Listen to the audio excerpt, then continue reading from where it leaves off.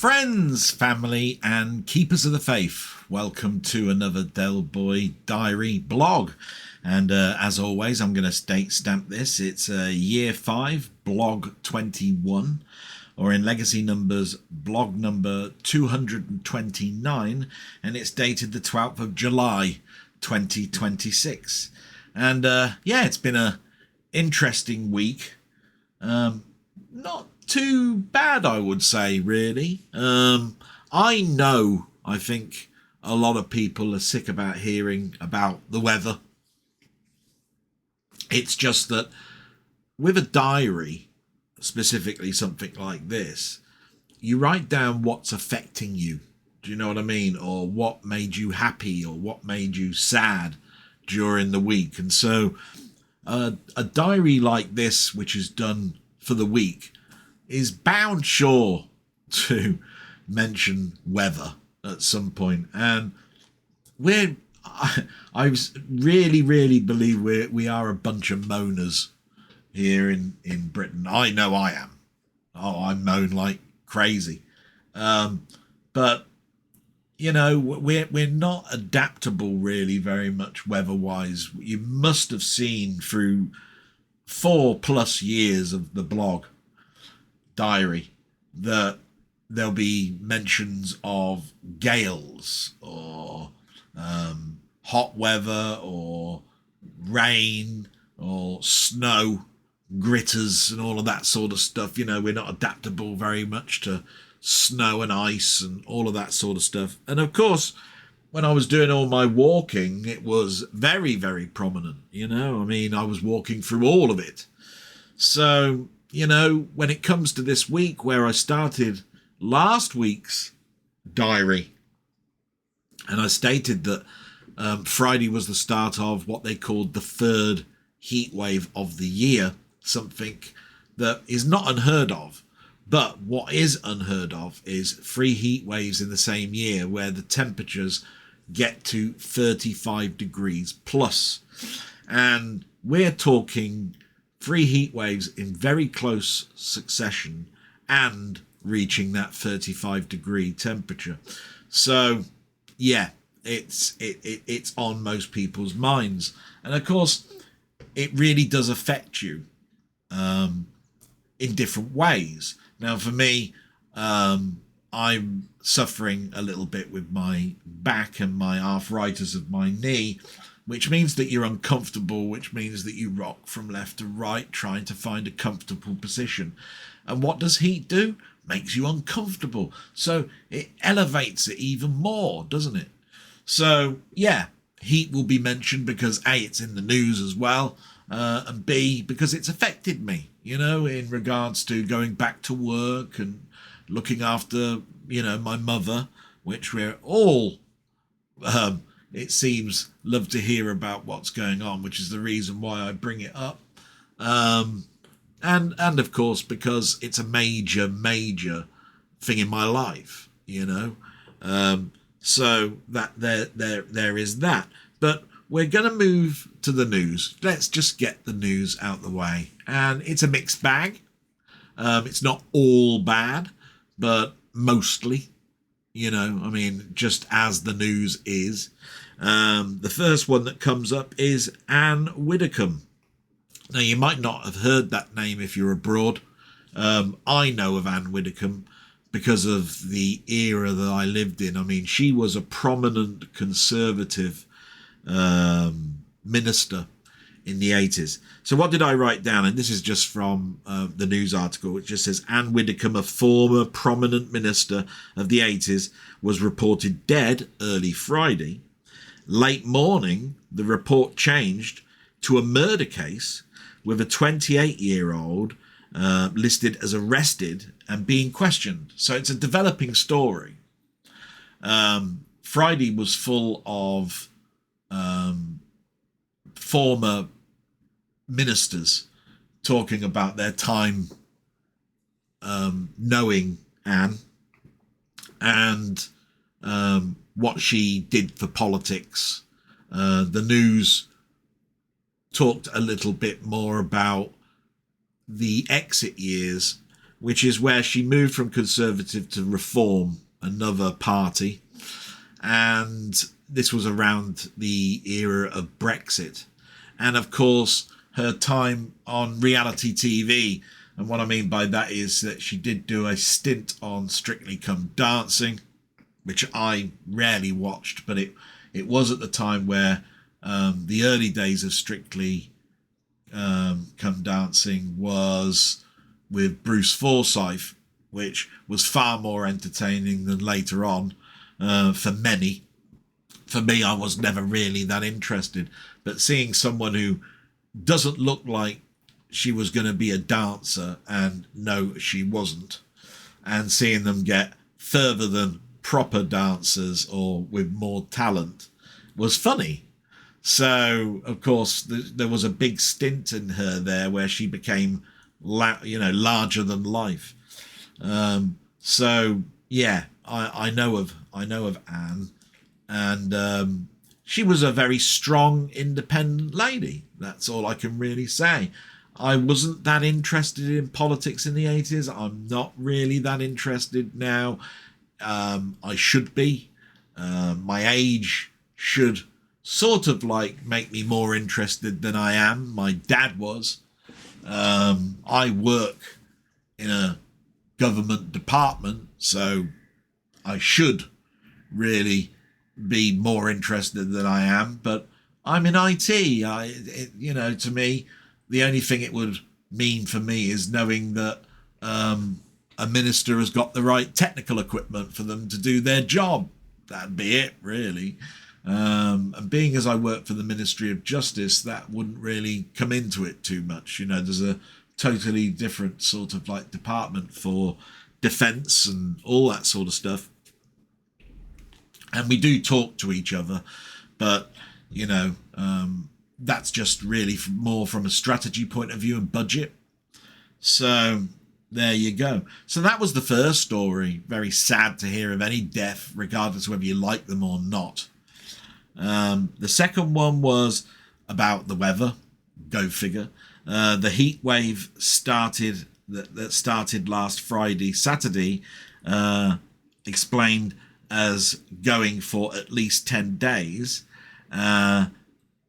has continued, and water pipe bans were expected to start as early as Tuesday, which did come in for the further south that you are of the country. And amber alerts were listed for the heat, and that started on Tuesday as well. It was supposed to last for 3 days. It's been extended and continued. I'm in the Midlands, which means that you sort of could hit those temperatures being experienced in London and further south. But what I'm trying to say here is it's horrible for everybody. And the further you go north, it's slightly cooler, but that means nothing. Heat is heat. It's horrible. And most of the time, I think what we're finding is that there are other things that come into this, like pollen count, moisture in the air, and it's been very, very dry. So, it's sort of like hard to breathe sometimes. I know that I've been doing exactly what I did last time through this heat problem, which wasn't that far away. It was like 2 or 3 weeks back. And keep going into the bathroom and splashing my face with water, drinking lots of fluids, going outside in case there's a little bit of a breeze. And there's a little bit of a breeze. But of course, in a residential area, we've got quite high fences. So you don't really get to feel it that much. But I think we've talked enough about the heat and everything. So we'll move on from that. A little story that came up on Friday, the Bayeux tapestry has returned to England for display at the British Museum in September.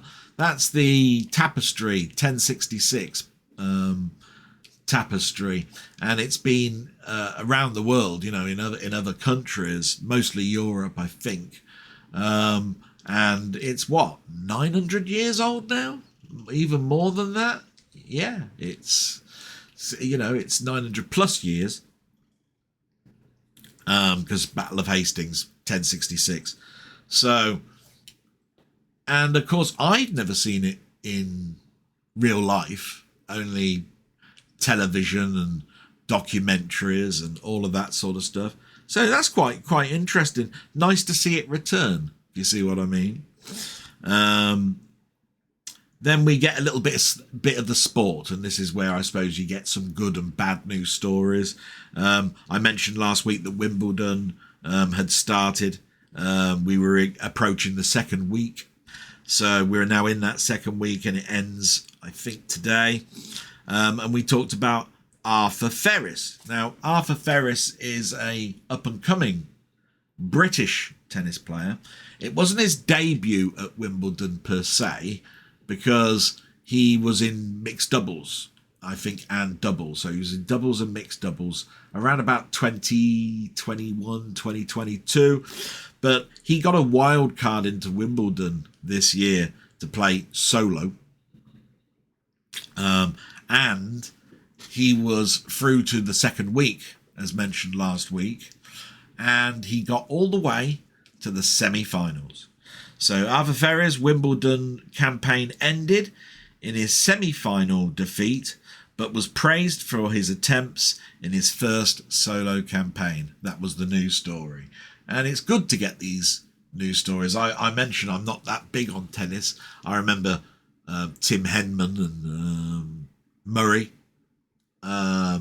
So, those were the ones that I remember British-wise. But for me, tennis, I was watching it when sort of like McEnroe was around and Borg, beyond Borg.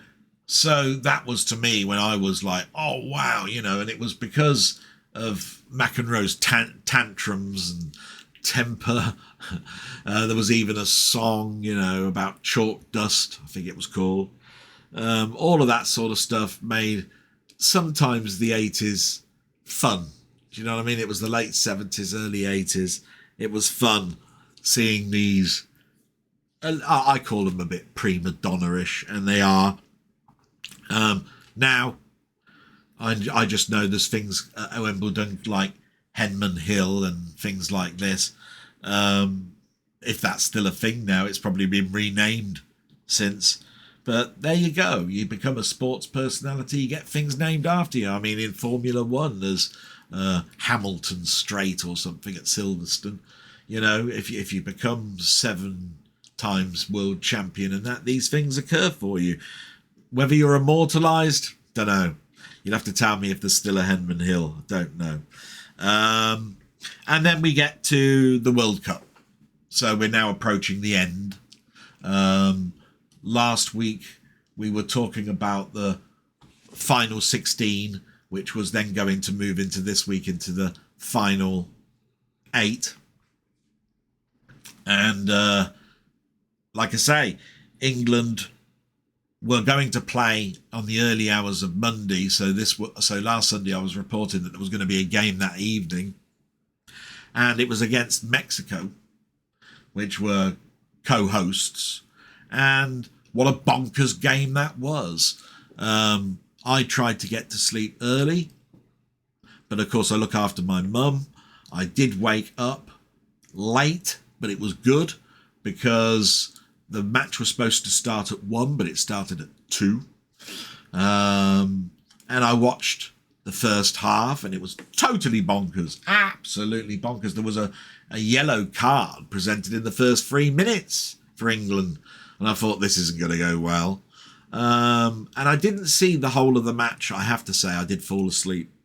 The heat and everything was just getting to me.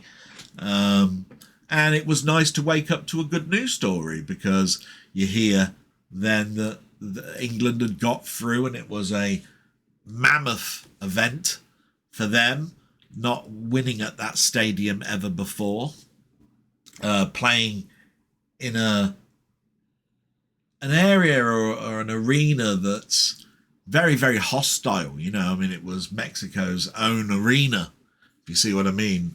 And I think the weather was blessed for England a little bit. Altitude didn't seem to be much of a problem, although they did mention that certain crosses that England were producing were being overshot, and altitude will have an effect on ball flight. That was mentioned many times during the build-up to the game. But anyway, we got through that, and that meant that we were going to, therefore, the next stage, which is playing a European team. So that was Norway, and that was going to be on Saturday at 8:45. Now, of course, sometimes you forget, what that actually means. And when I was talking to my mother, I said, Mum, do you want to watch the game? She said, yes. But of course, 8:45 is just when the build-up starts, and the game doesn't actually start till sort of like 10 o'clock. And that should be the time where I'm saying, Mum, bed, time to go. You need your sleep. You're not going to be great in the morning if you're continuing like this. But I couldn't do that to my mum. So I sort of gauged her. I watched her, seeing if her eyes were about to droop. And lo and behold, around about halfway through the first half, she started to droop. There was a goal done by Norway in that first 30-odd minutes that went against England. But that changed. I think it was a minute or two into extra time of the first half, where an England player who's having a great event in this World Cup, Billingham, he scored, and that meant it was 1-1 going into the second half, and that's where I had to say to Mum, you got to go to sleep. And that's when I went into my own room and watched the rest, and it went all the way through to extra time, and England went through again. Now, I will say this, I was more entertained with the Mexico game than I was this game. Maybe it's because of the style of play. Maybe it was because of the build-up to the lead player of Norway, which is Haaland. That's right. His dad was in the crowd, as was David Beckham and a load of other celebrities. I think Mick Jagger was mentioned. And just like I've seen of games where because he plays for Manchester City, he doesn't run about at all. He walks, plods, but as soon as the ball is near him, he springs to life and goes for it, which is probably why he had a bad day, because I didn't see hardly ever the ball going towards him. In fact, the goal that came from Norway wasn't through him. And they were saying that the goal that was produced by Norway looked like it was a cross that fluked in, if you see what I mean. But you know how we are when we're talking about football. We say fluke. For all we know, it was on purpose. But we like to say that because it makes it sound better. So, all I can say about it is we got through. It was a surprise. I will need to speak to my friend Ian Hill, the Ramblings, because the next game is on Wednesday, which is when I do a live with him, which means that we will have to probably do a Thursday again, when he said specifically, I think we'll be okay from now on Wednesdays.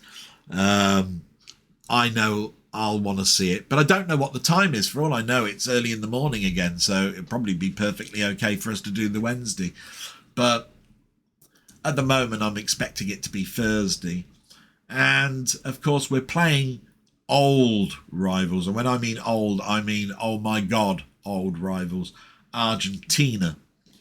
And I remember it's still in my mind now, I think it was the 1998 World Cup, Diego Maradona and the hand of God, where he lifted himself into the air with his arm raised and headed the ball into the net, which turned the whole game around for England, and they were knocked out of the World Cup, and everybody called Maradona a cheat. That was in England anyway. And there have been no end of documentaries in regards to, did he cheat, did he not cheat, what would happen if we had VAR, the video analysis system in back in those days, what it would have meant, all of that sort of stuff. But those are all ifs, buts, wherefores. We got knocked out. End of story. It's something that we remember, that used to watch a bit of football and were into things like the Saint and Greavesy show, which was around at that time. And it's interesting what a life Diego Maradona had. I think he died about 4-6 years ago, maybe. I was talking to my sister this morning when she came in, and we were talking about the England game, and my sister didn't know that he was dead, and I said, yeah, he is. So I had to look it up for my sister, and of course it was part of the brain aneurysm that was partially involved for the pulmonary disease that he had, but he was disgraced and out as manager of the Argentinian football team through drugs and all sorts of stuff. He was a character, in the same sort of way that we've had many, many characters in football.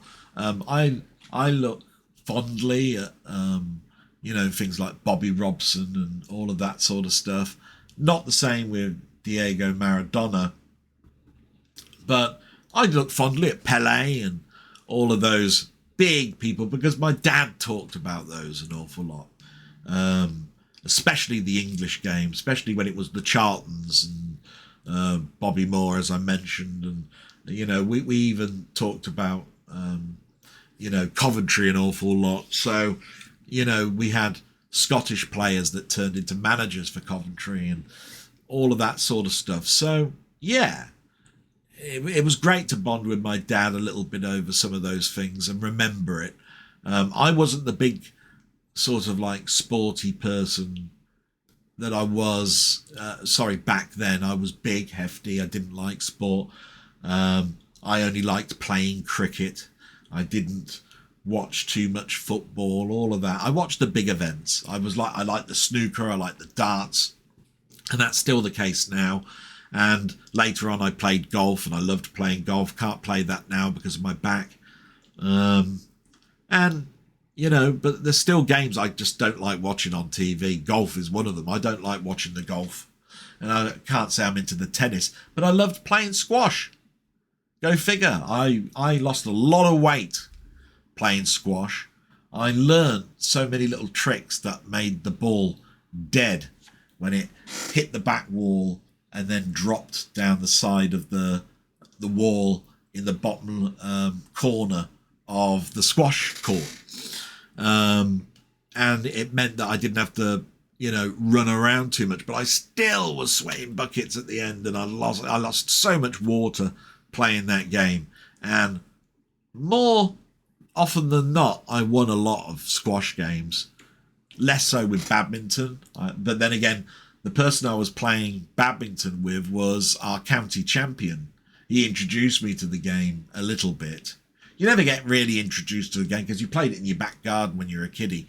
And we used to have something called swing ball as well. I don't know if anybody's heard of this stuff, and I'm rambling on, but swing ball was great. We had a pole in our back garden with a ball tied to a rope that you had to try and knock the ball round in a circle until it got to the top or the bottom, depending on where you were. And of course, everybody after a while learned that if you knocked the ball down at an angle, the ball would swing down and then go back up the other side and then around. And if you just kept knocking it round and round, the other person couldn't get the racket high enough to stop that from going the other way around. And in England we had swing ball, and I'm pretty sure it was in America as well. Yes, it was, because I remember going over there and there was one in a garden of a friend that I stayed at their house with. Only they didn't have theirs stuck in the ground. They had a sort of like a sand plastic base, instead of sticking it into the grass. But yeah, happy days with that. So anyway, that's the news, and it's gone on a bit longer, and it's good because there's not too much to talk about in regards to my week. When it comes to work, it started off quite badly, really, because I have two sort of like managers. I have a people manager and a project manager. And the people manager phoned in sick on Tuesday, I think it was. And we already had somebody off on holiday. So that meant there was just my manager and two analysts, me being one of them, to do the work this week. So I was on something called data quality, and I continue to monitor that. But being a very reactionary dashboard to monitor, if nothing comes in, there's nothing for you to do. So I then spoke to my project manager, and he gave me a couple of little projects to do. One of them was to understand and score the foundation document for our department on where things need to be addressed. And then from Thursday, he gave me a document that was from a meeting that was had in January that was 16 pages long, that he wanted me to summarize into a document that was no bigger than 2 pages. I couldn't get it lower than 3, but he was happy with that when I told him that. And so I had to look at the document, read it through several times, and assemble it into a sort of like bullet point important things that were mentioned in it. Now, he said you can use AI. No problem with that, but I did it the manual way for the first day, and then used AI as a cleanup exercise. And to be quite honest, I did it more as a validation. So what I mean by that is I did do the routine all the way through with AI on the Friday, but it was so that I looked and saw whether the validation I had for my document picked up all the points, and I had. So I didn't have to use the AI report that came out, but what I did do was save the validation document as a proof that there was everything that was needed to be in the document was there. So that's to explain that. So that was the week at work. The heat was terrible, and it caused me all sorts of problems. And it was the week where I extended working back at work for an extra hour. So, of course, fatigue started to come in around about Wednesday more than anything. But I got through it. And next week I will extend again by another hour, and then I'll be at a full day after that. So there were other things that needed to be done because my people manager wasn't going to be there. My project manager wanted me to speak to our sort of like director of IT to see whether that person could help with the issue of occupational health and this chair. Now, this chair is 4 to 5 years old, and it's okay. It's got one of these pump actions that pushes the stiffness in the back of this chair into your lower back. But with my problems, I need a different type of chair, one that will allow me to sit closer to the desk, but that would require what they call swing arms. That's where the arms can raise up and down, but they swing inwards because I'm in an L-shaped desk. And our supplier of the chair doesn't make those arms of chairs. So we've had to go to another process, and I was asked to research my own chair. And what an interesting aspect that is, because when I looked, I found a fix for the arms of the chair, but then a question mark over the lumbar support. And if I found then the solution for the lumbar support, they didn't have the arms that I needed. But I did find something. The chair was about £100 more than what we'd buy from a supplier. It has what they call 4D arms. That's their own terminology. It's where the arms go up, they go down, they swing in. I think it's 72 degrees. That's not bad either way. And have tilt ups. So you can actually tilt the tips of the arms up to go over your desk. Fantastic. But they didn't have the pump action for the lumbar support. They had what they call molded mesh. Now, here's the rub. No chair is indestructible, and the pumps can get punctured, and just like anything, there's dangers there. But these lumbar support ones, it all depends on the quality and the money. And what they had was instead of having the pump that stiffs it in the back, they have a system where you can pull the back towards your back, and it locks. It's got sort of like a clicky locking mechanism type thing. But the trouble is, if they're made of plastic, you'll push back on them and the plastic will wear as you keep clicking them out and back in over time. So how good is the chair going to be after a couple of years? Question mark. And as I explained to the person that really wants to help me with my chair, I said, I'm not an occupational health guru. The onus has been put on me. I found a chair. It seems like it'll be okay, but no idea whether the pump action ones will be better than this other one. But I would say at that price, the quality must be quite good. And so it's probably safe. And she thanked me for all of the work I'd put into it. And I spent a good 2 hours looking around, researching this. And she's gone away and she's going to see what she can get done through purchasing, and agreed nothing is 100% and perfect and indestructible, and that she'd hope that I would get what I need. The other thing this arm did, by the way, is it slid outwards as well as in, and slid back as well as forward. So this had really like 360-degree motion on these arms. And if you're trying to wonder, well, why is that important? And like I say, if I can't move my chair as close to here, I can't get my wrists level with the keyboard. So my elbows go past the desk and onto these arms, right? But if they're at the same level as the desk, then the tips of these arms can't push me close enough to the keyboard. So I have to do all sorts of turnings like this, which are not good for posture. That's the whole point of that. So that was just to get that out of the way. That was work. When it comes to mum, we've been trying to keep my mum cool. We've done all the changes. We changed all the clothes and all that, the bedding, should I say. It's been a challenge to keep the garage cool for the refrigerator. As I mentioned, it's broken.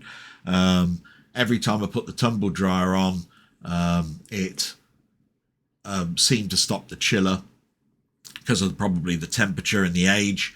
And we don't have a washing line outside, before anybody asks. And my mum never wanted one in the garden, and we keep things for my mum. You may think to yourself, but she can't see it. Why don't you just put one out there?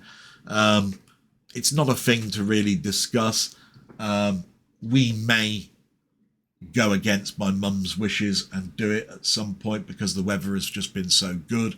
And I'm all for using less electricity, keeping the bills down, and using a mechanism out in the garden. So there was that. And then the other job was more to help my sister and my mother at the same time, in the fact that As you know, we've got a stray cat that comes into our house and has been for over 10 years. And some people have seen him on camera with me. His name's Tommy. But we don't know whether the owners still look after the cat. He's still got a cat thing round his neck, but it's frayed to bits, so it looks like it's really old now and hasn't been changed. And he's got fleas. So my sister started to get bites on her legs. So I had to go to Amazon and get some flea powder. I did some research on that. You can get flea powder and you can get flea bombs. Flea powder bombs. And of course, the difficulty then is getting all the furniture out of the room to put this powder down on the carpet, leave it for at least 30 minutes, and then hoover it up and do the furniture. And also get round where my mum takes up 1/4 of the room. Had to do it in 2 parts. And I did it for a second time just before the England game yesterday. My sister said that she was still getting bit. And I did the chair for a second time and all around the chair. And I did it twice, should I say, really. And we'll see how that goes. But is that going to make much of a difference if you can't stop the cause, which is fleas on the cat? So I knew that we had some flea droplets there. It's like a pipet type flea drops that you put on the back of the neck of the cat. But the expiry date had gone past because I must have bought them when the last time the cat had, we never used them. So I put them on the cat, and we don't know whether the cat's got fleas or not. So we'll see, and it might mean that when I do the shopping again, which will probably be tomorrow, I'll probably go down the cat aisle, the pet aisle, and probably get some more. Because there's no point putting all that stuff down on the carpet and then it coming and bringing in more. So, yeah, there's that. And then there's just me. And I've talked about me already, about work and how I'm coping and all of that sort of stuff. And I'm just running around like I always do, trying to work out what to do about the fridge freezer, what to do about the fleas, what to do about keeping mum cool, what to do about her dinners, because with this hot weather, I sometimes think, could I do something a little bit different, like get my mum maybe some quiche with some salad. Remember, my mother's under assistive eating. So, but the big thing was keeping her hydrated. So that was the big thing on my mind. And if she doesn't eat, I do know that we've got something called Fortisip, which is like a milkshake. And it's supposed to be given to people that aren't eating well. So it's a sort of like a healthy food supplement drink. And it's in different flavours. We've got vanilla, strawberry. Can't remember what the other one is. And you put them in the kitchen version of our fridge, get them cool, and give those to mum if she's not eating well. But what my mother's been eating, I've been giving her breast of chicken burgers, air fried, so the fat drips out and all of that sort of stuff, and cutting it into cubes, and then assistive eating it, giving it to my mum with some mayonnaise. So, basically she's chewing small parts rather than giving her a burger. Or, you see, we've gone to the point now of assistive eating is basically mushing it up or chopping it up into smaller bits and giving her time to chew and swallow. And that's because of the vascular dementia and the swallowing issue. So yeah, it's been a time and a half, I think, really. And that concludes really where I'm at with all that. Sorry it took a bit longer, but there was some good news bits in there, and there was a lot of stuff that I've been doing during the week. So I'm going to splash my face now because I can start feeling it now, and I can also feel my throat's parched as anything. I need to get some water. And I'll be back in a moment. Won't be long. And I'm back, and a little bit of time has gone past. We're now in late morning. Started this early morning, and that's because of little jobs that I need to get done. And we got past all of the stuff for the news and what's going on in my life, so we'll get to the shout outs. And I love this section because, it's nice to hear comments from people, but also just to know people are watching this. To be quite honest, it'd be done anyway. I've always said that, but everybody, I believe, needs to feel needed or wanted, to know that people put down a comment to say, oh, I watched this and I was thinking about you and something you said was this. It really does make it quite good when you don't have people that come around and have a cup of tea with you and all of that sort of stuff. So it's my sort of like little lifeline, which gets me through to Wednesday, where I do a live with a friend, Ian Hill. So I've always loved this section. So just want to read out the shout outs. These are people that left comments, but a big thank you to anybody that's watched it. And the ones that I've got that are listed here, that have left comments are Denny, Steve Still Plays Games, Ian Hill The Ramblings, Colin Jones aka Ponder, Roberts Retro Gaming, and Martroid. So to those people, thank you so much. Absolutely wonderful. And as always, these things are never in order. I've just got the page up and I've clicked on the comments, and the first one right at the top is Denny.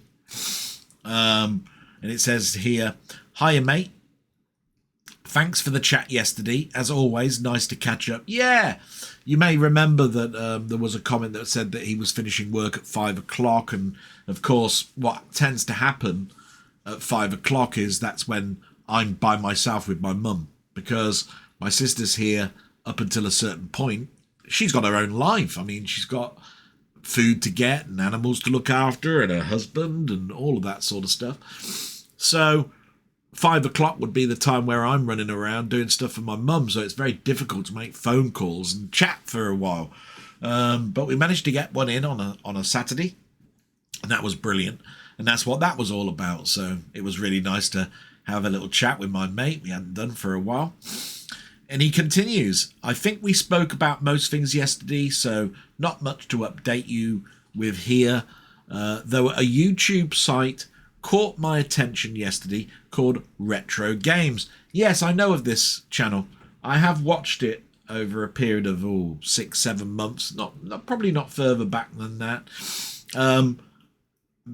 I suppose you could consider it a Marmite channel.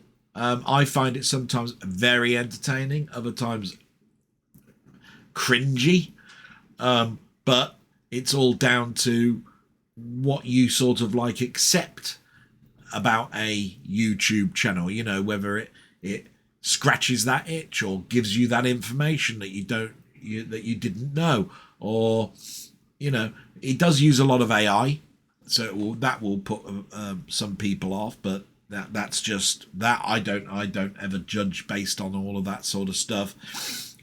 If it's if it's good, it's good. If it's bad, it's bad. So anyway, he carries on. I'm sure it's the same person that runs the shop selling all retro games, computers and consoles from all eras. I specifically love when he looks back through old magazines, especially the early 1980s. He highlights games missing in action, which were advertised and those yet to be found and added to the archive.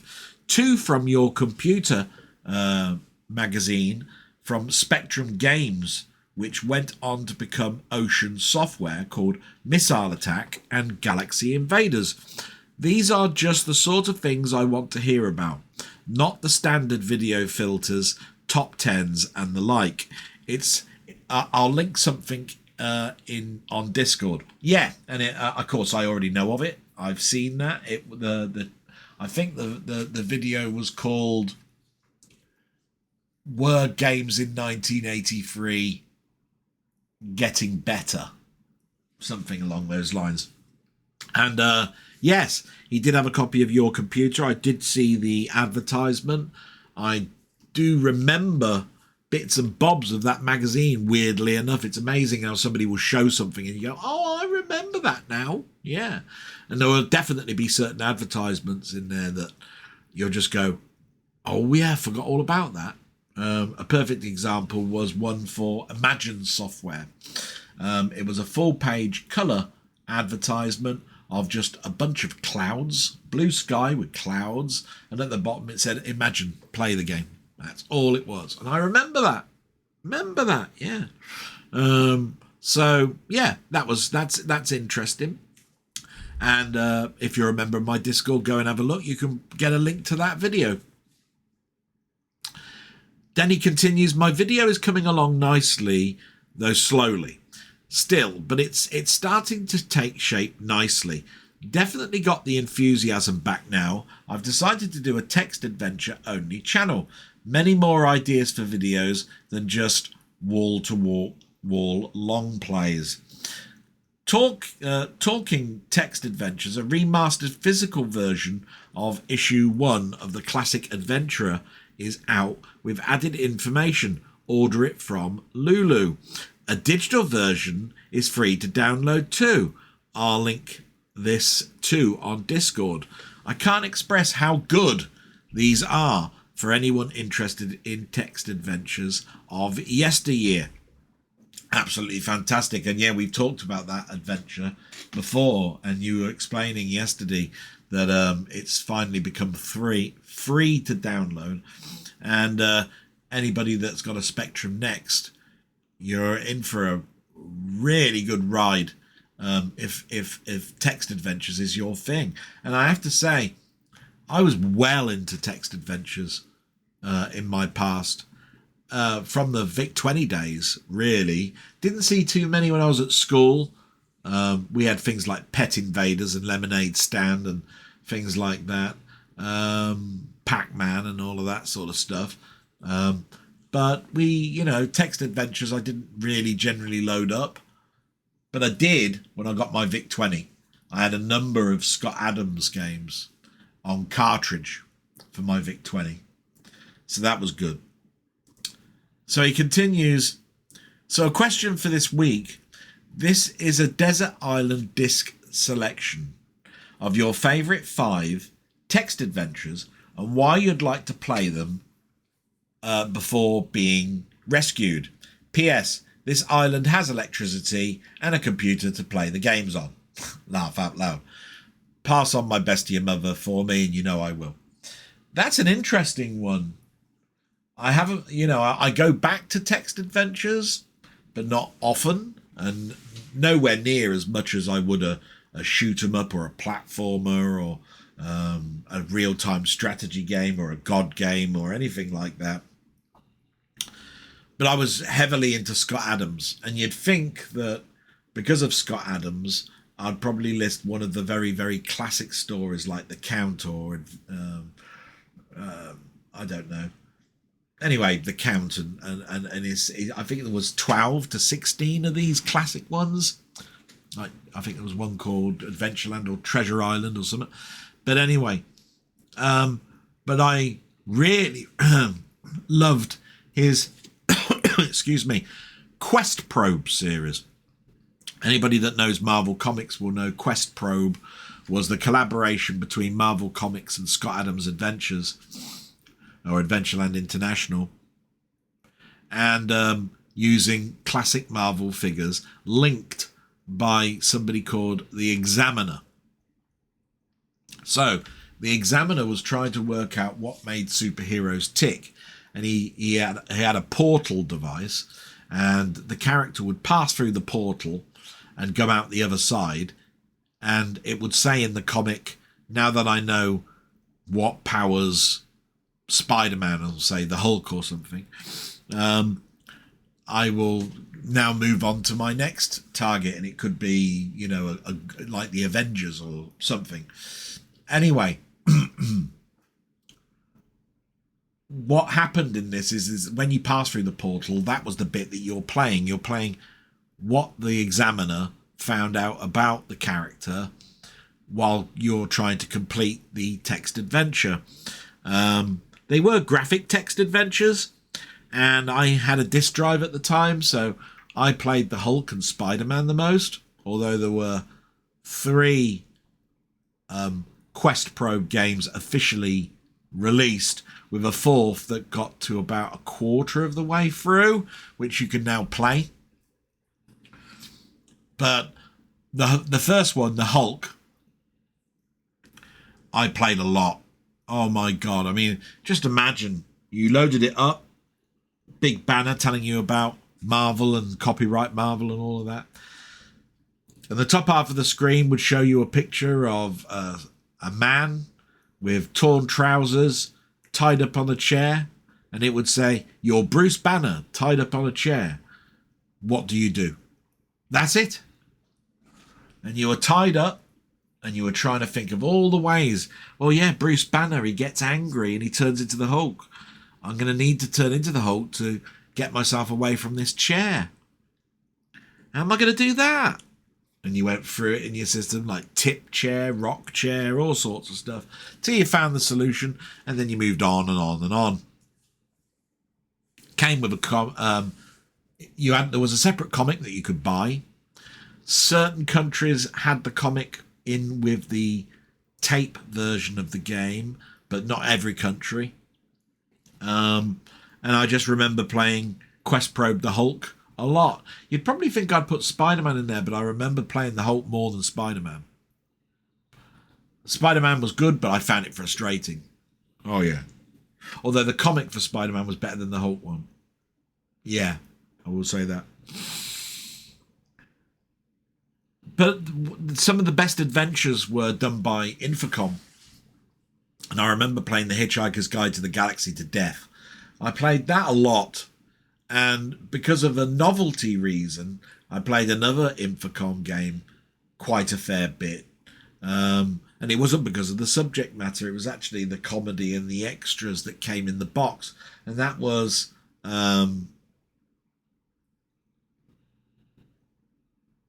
what was that game called?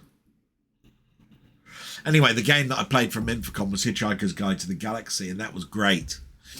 I think it was called Leather Goddesses of Phobos. And you had a scratch and sniff card and a 3D comic and 3D glasses all in this box. And it really added to the game. And the scratch and sniff was a weird idea. You know, you got to a certain room in the game and it would say scratch number 1 on your scratch and sniff card. And it would be a rank smell or a pleasant smell. I dare say all the smells are gone from anybody that's still got the big box edition of that. But yeah, I remember playing The Hitchhiker's Guide an awful lot. When I got my Amiga, I installed, or should I say I played, on a game called The Pawn. But the one that I played the most, and the one that I was the most impressed with, was something called Guild of Thieves, which was their second game, I think, that came out in that series. And that was brilliant. You could scroll the picture down and cover the text area and then push it back up. So you didn't have to have the graphics always on display at the top of the screen. You could move them up and off of the screen. It was a really, really good system, and I really, really liked that. But the game I played on the Commodore 64 the most when it came to an adventure game was Castle of Terror, which was about Dracula, so I was interested straight away because Dracula was great to me. But it had some fantastic music in the game, which was unheard of, really, for text adventures at the time. And some of the filter effects in that. You ever want to know about Castle of Terror? Go and see my friend Mainmeister. He's looked at that game a number of times. So that would be worth your while. The last game was a level 9 one. I think it was called Snowball. It was a science fiction text adventure, but it had some puzzle elements to it. And I think that's what drew me to that, the science fiction and the science fiction nature and the subject matter. that made me want to play Snowball. It was done by Level 9. There were so many adventure games, though. This is the thing. Those are the 5 I'm choosing, but there were games like Zork that I played, Torremolinos, The Hobbit. It goes on and on and on. Some of the TV licenses or film licenses like Gremlins, Robin of Sherwood. I remember all of those. So yeah, that was brilliant. And you put pass on my best to your mother for me, and I will. And I hope that answered your question, Denny. Interesting. And I'm sure that people are screaming at the screen now going, oh, you didn't mention this, you didn't mention that, but it is my top 5. So I'm happy with that. And we'll move on in just a moment. So yeah, me and Denny had a chat yesterday, and I hope I've answered his questions there for him. And it was very interesting because I don't really talk about text adventures that much. And a big salute to him, and I'm really looking forward to him showing off his video stuff on his channel. And we'll move on, and the next one is from Steve Still Plays Games. Absolutely marvellous. As you know, Steve and I go back quite a few years. We've done a couple of things together. Really like his channel. And of course, most of these, if they've got a channel, you'll see that there is a description for this video with a link to their videos. And here we go. What's Steve got to say? He's put, hi Del, good blog as always. I hope this week has been good for you and your mum. It's been dreadful for me regarding my health, but I won't go into that here. Unfortunately, I think the chance of you seeing this is pretty low, as most of my comments are being deleted, and not only here, and yes, I still cannot comment on your and Ian's stream on Wednesdays for some reason. YouTube hates me. I have to say, it must be that because we've done nothing. In fact, I've been quite vigilant as best as I can and tried to take screen grabs or photographs of anything that you've commented before it gets disappeared. I have no idea. I can only imagine that, some of the algorithms in regards to words and language that are used are being misinterpreted. I know that people that go into Ian's stream and they start talking about, say, President Trump, they're putting asterisks in so that it doesn't actually mention that word, and it's stuff like that. It's terrible. Something totally beyond my control and upsetting me, because I'd never do that to you. So, obviously, not only are people who watch this penalised, but I'm penalised. So, not great, is it?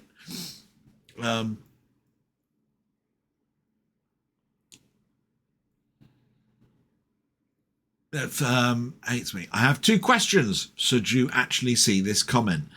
Question 1. With the Sony scumbags dropping physical discs and Microsoft Xbox more than likely going the same way, do you think Nintendo will be the big winner with this, as they still are putting games out on cartridge? It's an interesting question, and obviously it's been bubbling away for the last week or so in regards to physical media, whether we're talking about games or whether we're talking about physical media for films, TV and everything else.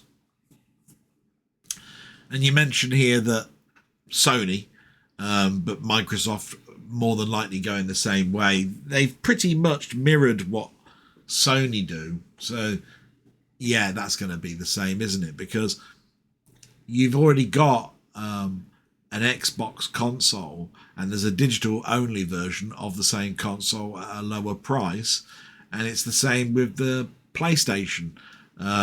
They've got a digital only no drive version, but these companies, they're not thinking other than greed for themselves, and I don't think that they see the harm and the bigger picture. So is Nintendo going to be the winner? Probably not. and I'll explain why. Most of these companies, it is pure greed that they do this for. The physical media, they will always put down as being, well, it's costs. Most things won't fit now on one disc. So digital is the better way. So there's one train of thought. But Nintendo also have their own digital shop, ways of downloading their stuff. Cartridges are at least something that you can take into a shop and sell. But all I'm saying about this is it's not going to take too much longer, is it, before the cartridge slot won't be on their next console. Okay, the Switch 2 does have it, but they're constantly always looking at different ways of doing these things. So, you know, we're going to see a huge demise in charity shops, having this type of thing to sell, you know, whether that be games or films and TV. Then of course, there's the shops like Cash Converters and Sex, you know, Kex. That's, you know, is obviously going to be affected. Then there's the poor person that also wants to sell directly with no middleman, and that's the person who bought it. So eBay and all of those sort of things, totally gone. You know, in regards to this type of media. So all I'm getting at here is that will therefore be down to the people that are doing this, which is Sony, Microsoft, etc. Thinking, good, now all the money is ours. But what you have to understand is some people recognise that they can only buy the games because they've bought them second-hand, like the console itself. The games that they buy are in bargain buckets at stores like Kex and car boot sales and charity shops. So, and as we keep moving forward and things are costing us more money, we take away the luxuries. Gaming is a semi-luxury. So I don't think Nintendo are going to be the ultimate winners, because the game industry will shrink. As the game industry shrinks, that means that there'll be, you know, probably less things to do in regards to building another console. If there's no other console, then it'll just be what's out there. PCs, as most people know, have been digital for a long time, with storefronts like Steam and Epic and those types of internet shops or online storefronts. So yeah, to me, it's just a totally bad thing. I've always been physical media type of person, so I'm disgusted by it all, and the writing's been on the wall for years and years and years. So it came as no surprise, and I don't think to anybody else it does really. What we're doing really is voicing off, sounding out, mentioning these things to indicate just how disgusted we all are, and that's where that's gone really. So I don't think there's any big winner. There'll be short-term gains for Microsoft, Sony, Nintendo, but they're damaging themselves, but they don't realise it yet. So there's that. Hope that answers that question.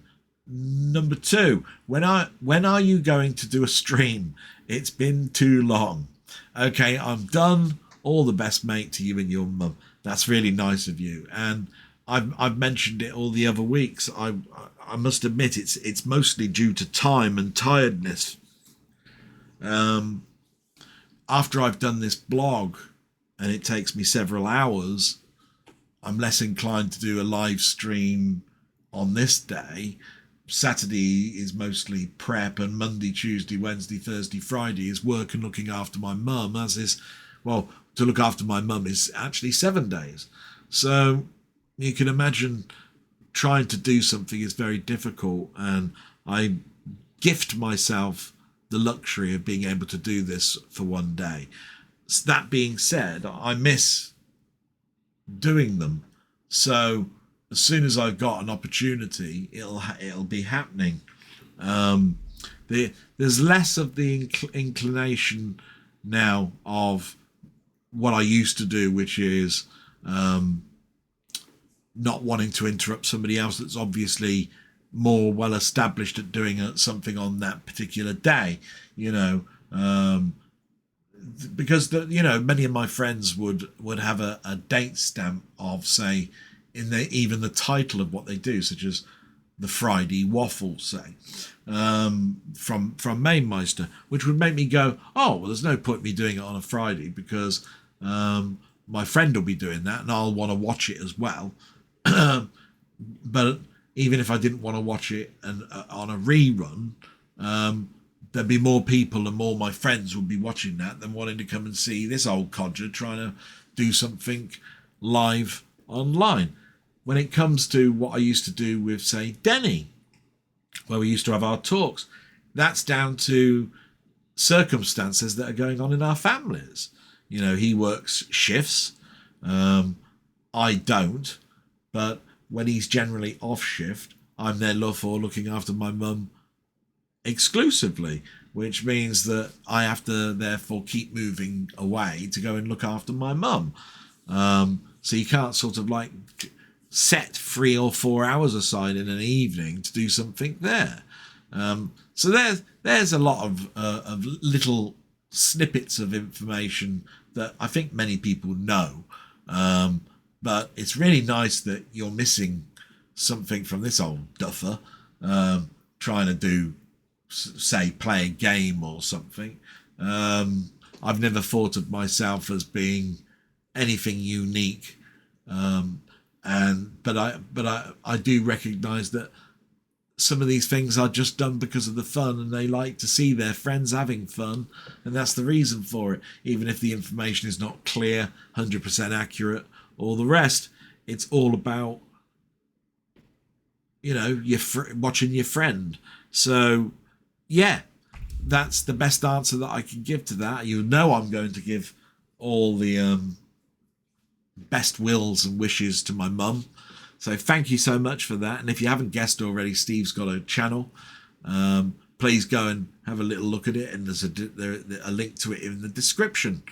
So salute, my friend, and I'll move on to the other who's got a channel as well, who's a good friend of mine. That's Robert's Retro Gaming. As the title implies, he's got his own channel, and he does gaming as well as Steve still plays games. And we'll see what Robert's got to say. He's put, Dell, I thought I had left a comment to edit as I listen to your blog through the week. Good old YouTube and its random nonsense. It sounds like your return to work is progressing all right. It's nice to hear about an employer that has the capacity by some managers to treat staff with decency. And for the most part, I will just turn around and say, yeah, they have been. You continue, I have been enjoying the World Cup this year, even though the FIFA organisation and their open corruption are a bit much to stomach sometimes. I've only got England left to cheer for now. If England goes out, I'll switch to Belgium after that debacle with the suspended red card for Balogun at the request of the moron in charge of the US. I was very glad to see the Belgium thrash them in their game. Yeah, and of course, things have moved on from that point of view. But you still have England, as you said, to cheer on, as mentioned in the news earlier on today. I have to say, the World Cup has been entertaining, even if I've not been 100% like I have done with previous World Cups. I've really found it interesting to look at those other teams to see, you know, who my team that I'm supporting is going to play next. You know, sometimes it's not about watching just your team. You're looking at the fringe games that are going on to see who you might face in the future. And it's so good to think that you've got the positivity to think, right, I'm gonna watch those just in case my team go forward, and they're likely to, so I'm going to. So that's the other thing about it. For the people who don't like sport, I totally get it. At the moment, what a load of rubbish on TV. If you're not watching the sport, you've got reruns, stuff on different times because they can't be in the same spot each time due to timing schedules, etc., etc. It's a total mess. We've got hundreds of channels and all of them have got crap on. So, yeah, it must be bloody awful. No wonder so many people are turning to YouTube and playing games. You know what I mean? So, fantastic for my friends that do that. So, Robert and Steve are just two of them. So, on the subject of cheese, you've put, what is your favourite? Oh, that's easy. So, of course, it's cheddar of the mature type. So, extra mature, you know, those. And red Leicester. I used to love red Leicester. I used to go to my nan's child, and she used to keep a little cottage, and in the kitchen would be a table with a tablecloth, and there'd be a cheese board with a plastic sort of like container over it. And every time I turned up, there would always be crackers and cheese to eat. And yeah, it was great. Don't have things like that anymore. Going to see your gran or something, and that you basically walked in and there would be a place that you could just park your bum at rather than the living room. You could actually be in the kitchen and sit and have a cup of tea and chat there. Yeah, that was absolutely brilliant. Brings back happy memories, that. You continue. You've got a great set of lenses and cameras.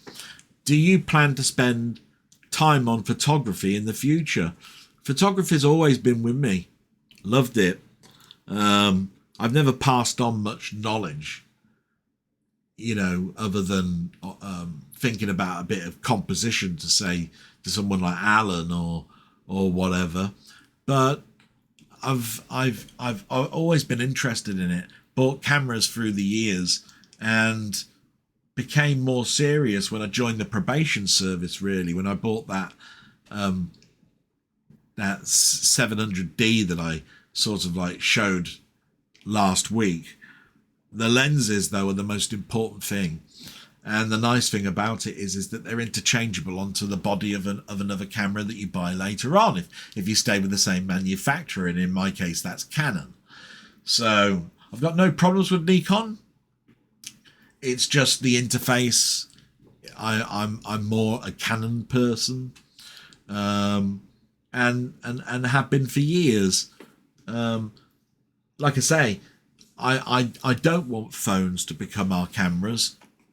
They're great for the odd snap and recording a video and all of that sort of stuff on the go, but I love the bigger cameras, and I'd have loved to have been able to been at the early stage of photography a little bit more, but I never had any way of developing film other than to send it off to Boots or, you know, Superprint or Prontoprint and all of those sort of places to get your films developed. I never had the money for the chemicals and a red room, you know, and all of that sort of stuff, and developing my own stuff.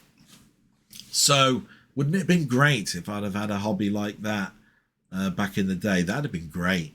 But I've learned so much in regards to focal length and ISO and all of those sorts of things, and it intrigues me still even more about changing the shutter speed and so forth, keeping the aperture open for longer and all of that sort of stuff to get the best photographs of, say, pictures of the moon, or a fast moving image like a Formula One car, or wildlife, or macro photography, so that you can do some unusual pictures of flowers and the insects that go around those flowers, like seeing bees go in and pick up nectar and all that sort of stuff.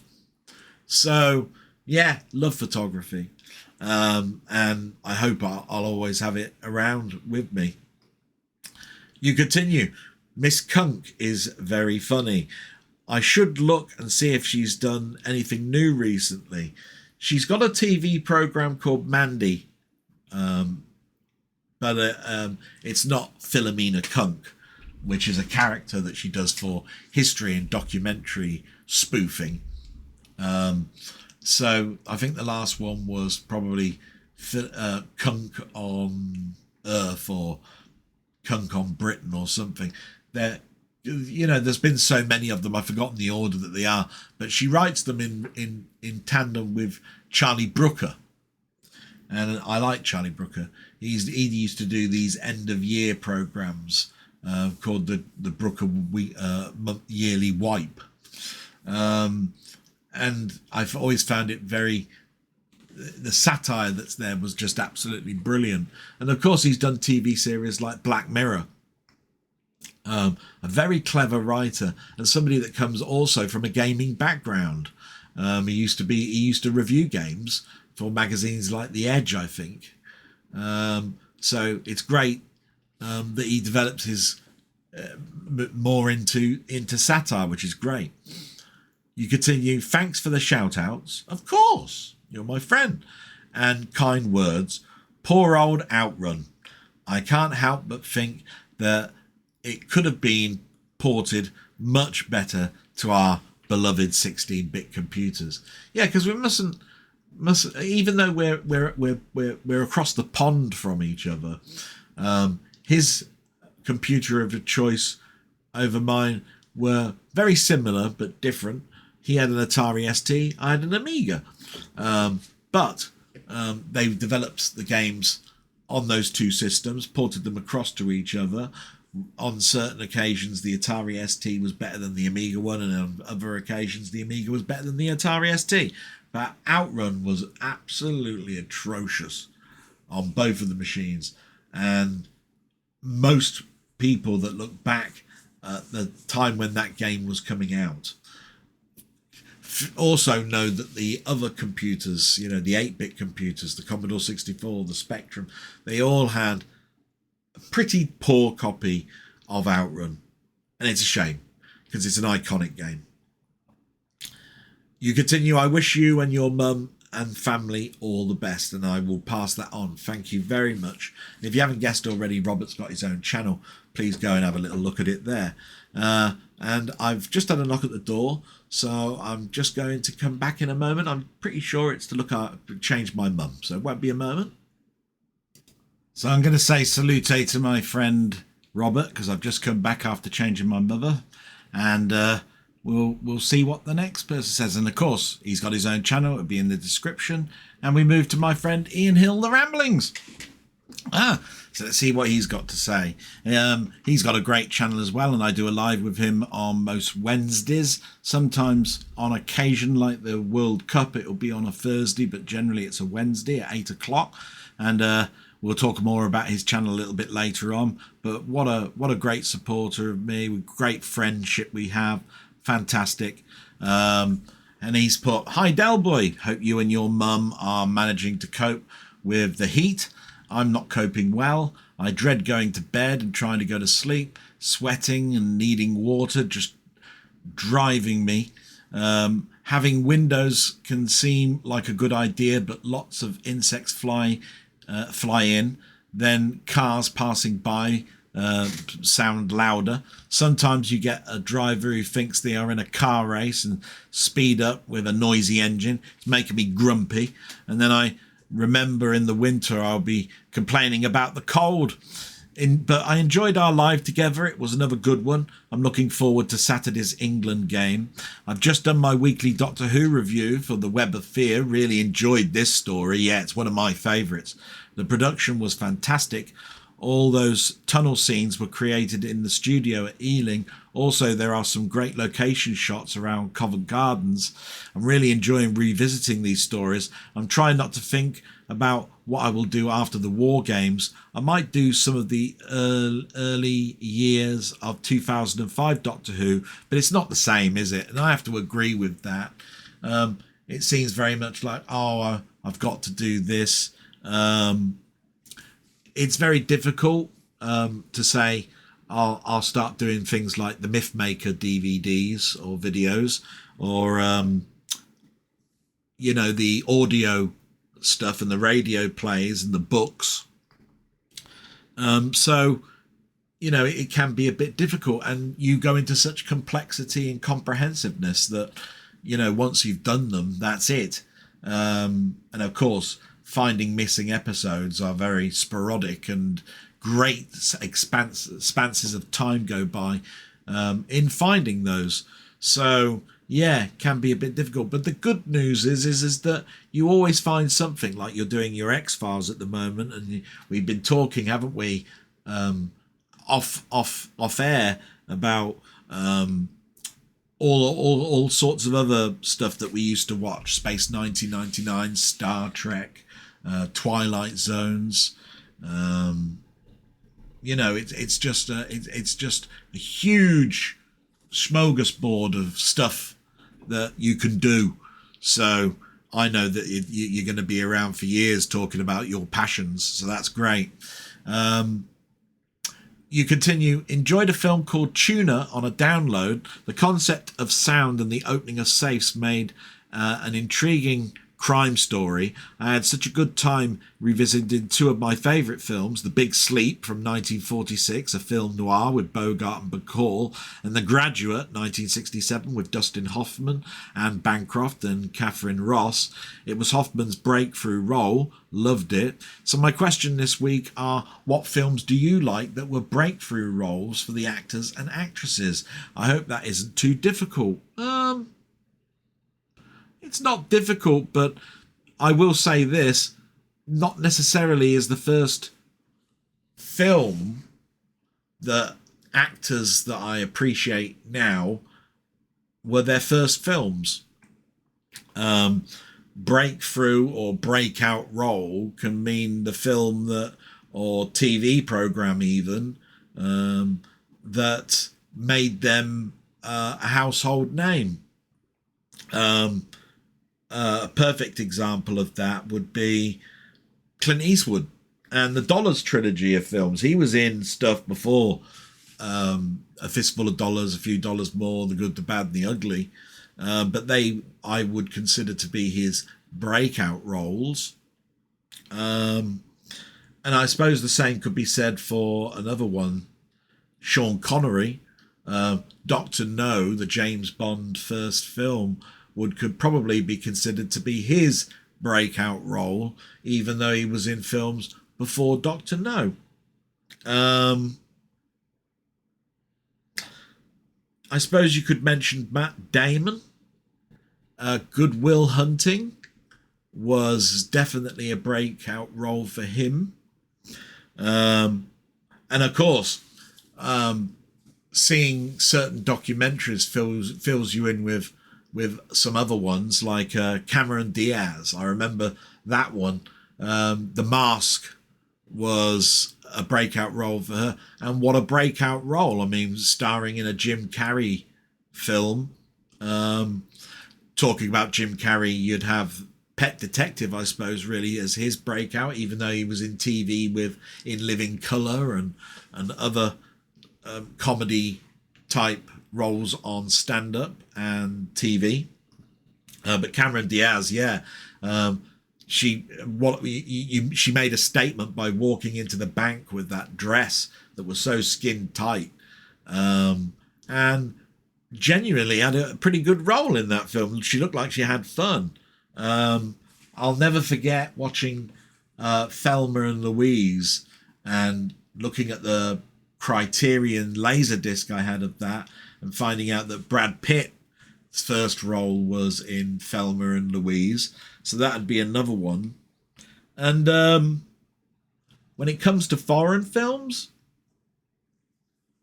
or foreign directors, Leon, or The Professional, had Natalie Portman in it, and what a breakout role for her. It's like I say, it's a very interesting word, breakout or breakthrough. You know, Jodie Foster, I remember, was in Bugsy Malone, but made more of a wave in the film Taxi Driver, and you'd probably say that that would possibly be her first or breakout role that made her a name for herself.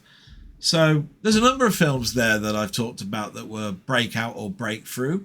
Maybe other people have got a lot more, or saying, oh, how could you not mention this one?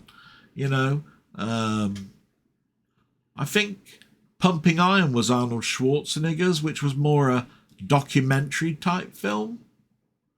But many people would say he didn't get a name for himself really until either Conan or The Terminator. See, it gets a bit difficult, doesn't it? But what an interesting question. Really good. You've put all my best wishes to you and your mum, and have a reet grand time. Reet grand time. Got to say it like that. Fantastic. And thank you very much for all of your comments in there. Anything that you do with Doctor Who, matey, I'm all eyes and ears. You know that for a fact. Web of Fear, what? I really, really, really do love that story. From the moment that I saw cobwebs forming over the TARDIS in space, I was enthralled with that one. So I was so glad when they found the majority of those episodes. So fantastic. Brilliant. I'm going to say salute to you. Go and watch his channel or subscribe if you can.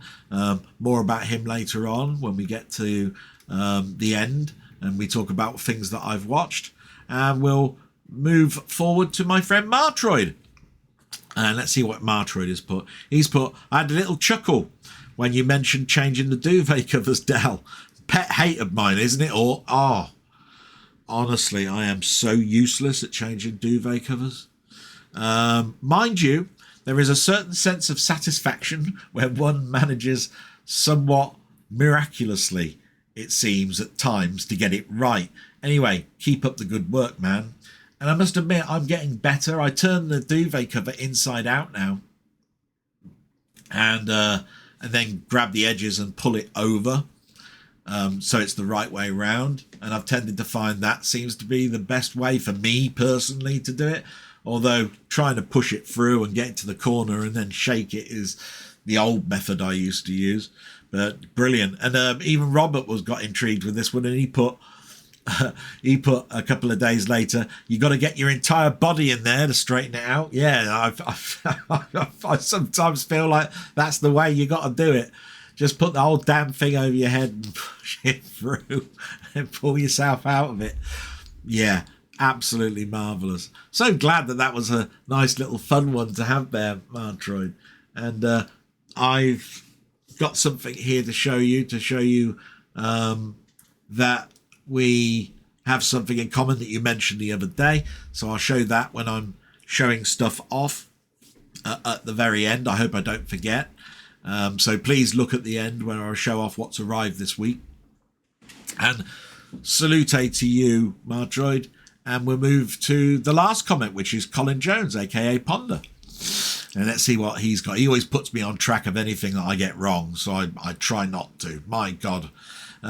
He's put quite a bit there regarding your mum, sending my regards as always. Yeah, I always try to cover my mum. Big part of my life. Always think that people are interested to know, whether she's had a comfortable week or not. And thank you very much for all those well wishes for that.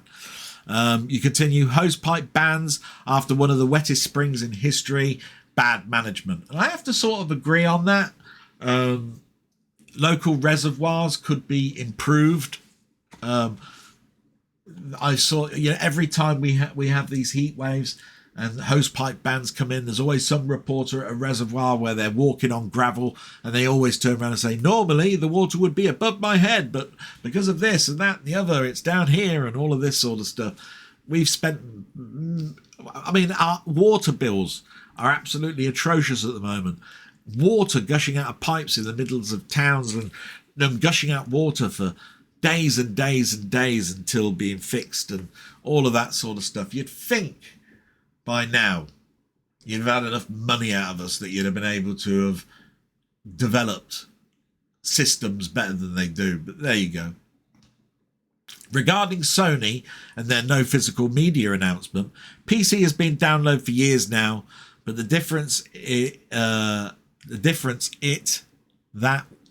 think it's put is there. The difference is that when you download it on PC, it's less controlled, and it can be backed up. Not so easy on console, and Sony have already demonstrated they're not afraid to remove titles that you've paid for with absolutely no conscience. Denny has stated the second-hand market, so I won't add to that. And, you know, all of these things, absolutely spot on. These are the reasons why we're up in arms over it all. It's pure greed. It's terrible. I've even, when I was talking about physical media last week in regards to movies, said that these things could be on SD card in a special player. SD cards can be read faster and hold more capacity than Blu-ray discs. So, you know, and I believe Denny stated that there is a concept of a new sort of similar device to a Blu-ray disc that can hold 100 times more, and it's not that far around the corner. The reason I decided that that would be a project to possibly abandon was purely on the basis that you still need a laser. It generates heat, the electricity, all of that sort of stuff means that the less moving parts and the more capacity that you can get from putting it in memory is better. I still don't think streaming is great. We haven't got the base for streaming at speeds that are so much more better with a device that's in your room. So I'm not a big fan of streaming, the compression that you have to use, all of that. So, but most people know my views on that. So you continue. One thing that really pisses me off, though, it's just amazing, actually, because I watched a video just recently of his, and he's put, I'm swearing a lot less now in my own videos, and here we are. He's put here, one thing that pisses me off, though, is they still sell the box, but with nothing but a download code. WTF? I think we all know what that is the point to that. If they're going digital only, then don't pretend to sell physical copies. Again, this is a greed thing. This is a collector wanting to put something on the shelf to prove that they've got it, even though there's no disc inside it.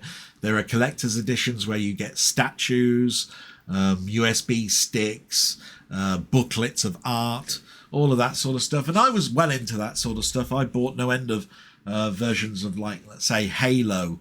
There was a collector's edition that came with the commander's helmet or something, or a gun, or whatever, that you could hold the disc in as well. That would look great if you'd have got shelves up. My Skirum, I hope I pronounced that correctly this time, otherwise I'm going to get lambasted. Came as a dragon with a dragon statue, and it's still upstairs. My Guild Wars came with a statue of a char creature, and I've still got all of those sort of things. So they're great. And if they're saying, well, the reason we're not doing those is because there's no physical disc inside them, putting a piece of paper in it, I suppose, is their way of saying, well, you still get something. But I think it's nonsense as well. Absolute nonsense. Atrocious, really. I'm with you, really. Don't pretend. You know, it's not going to appease us. That's what I will say about that. Those lenses you showed are amazing. Thank you so much. Bought those over many years. They're very expensive. I love the grey Canon lenses, the ones with the weather seals and the more technical insides of them that've got image stabilization and that sort of stuff. But most bodies have got that in now. You don't need it in the lenses. So, you know, I just wish that the lenses seem to hold their value. That's the thing. There must be no end of paparazzi that have got old lenses that you think they could sell off. But I bet you any money they'll sell them at the same sort of prices as they got there. They bought them at that, or they'll say they got smashed and claim on the insurance and still keep the lens. That's one way of looking at it. Greed, I suppose. Thank you very much. You did answer my question. He's also put, and the kerfuffle game was Commando. Yes, sorry, I got that wrong. Told you he keeps me on track, don't I? You got a question though. When you get the chance to go away anywhere by car, what's your biggest concern? For me, it's car parking, especially as my car requires a 2-meter clearance. So I have to ensure that before I even leave home. And I must admit, for people that have got electric cars, yeah, that must be pretty something that's always on your mind in regards to places to park where you can charge while you're shopping and all of that sort of stuff. But for me, I don't do much traveling anymore, but I always used to plan journeys all the time when I was working in the probation service to go to offices that I've never been to before. And before sat-nav was around or a thing, I'd look at maps, and I always used to scare myself silly by going, if I turn wrong left or right at a wrong moment, how do I get back? How do I do this? And it comes from a fear for when I passed my test. And in the same week that I passed my test, I drove to Oxford. And Oxford is a ring road. And I got there and I managed to park. And I managed to park in a place called St Giles Court. And when I had to leave, I couldn't work out how to get out. And I had to go through the centre of Oxford. And then when you get round to a certain point, the signs don't say your town name, even if it is very close to where you are. It just says north, south, east and west. And I must have gone past, there's a famous building in Oxford, it's the ice rink, was at the time. I must have passed this ice rink about 50 times. Could not work it out until I thought to myself, I'm just going to hit the ones that say north. And eventually I got north, and then I went, I'm back onto my main road. Fantastic. And so every time that I had to go somewhere with the probation service, like say Reading or Milton Keynes or Newbury, places like that, I was going, I'm going to get lost. Don't know how I'm going to get back. And the other thing is, you always set off from your home, but when I finished at the place that I was at, I had to actually drive to the place of work. So you're not going to go along the same road. So I was constantly looking at maps and wondering, how am I going to pull over to read the map to find out where I went wrong?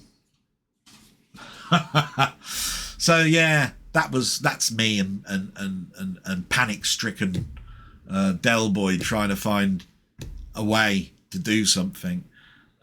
Mostly now I'm more concerned with possibly fatigue. You know, if I drove and I had to drive for a big long amount of time, would fatigue start to get in? Would I start to feel drowsy earlier? All of that sort of stuff.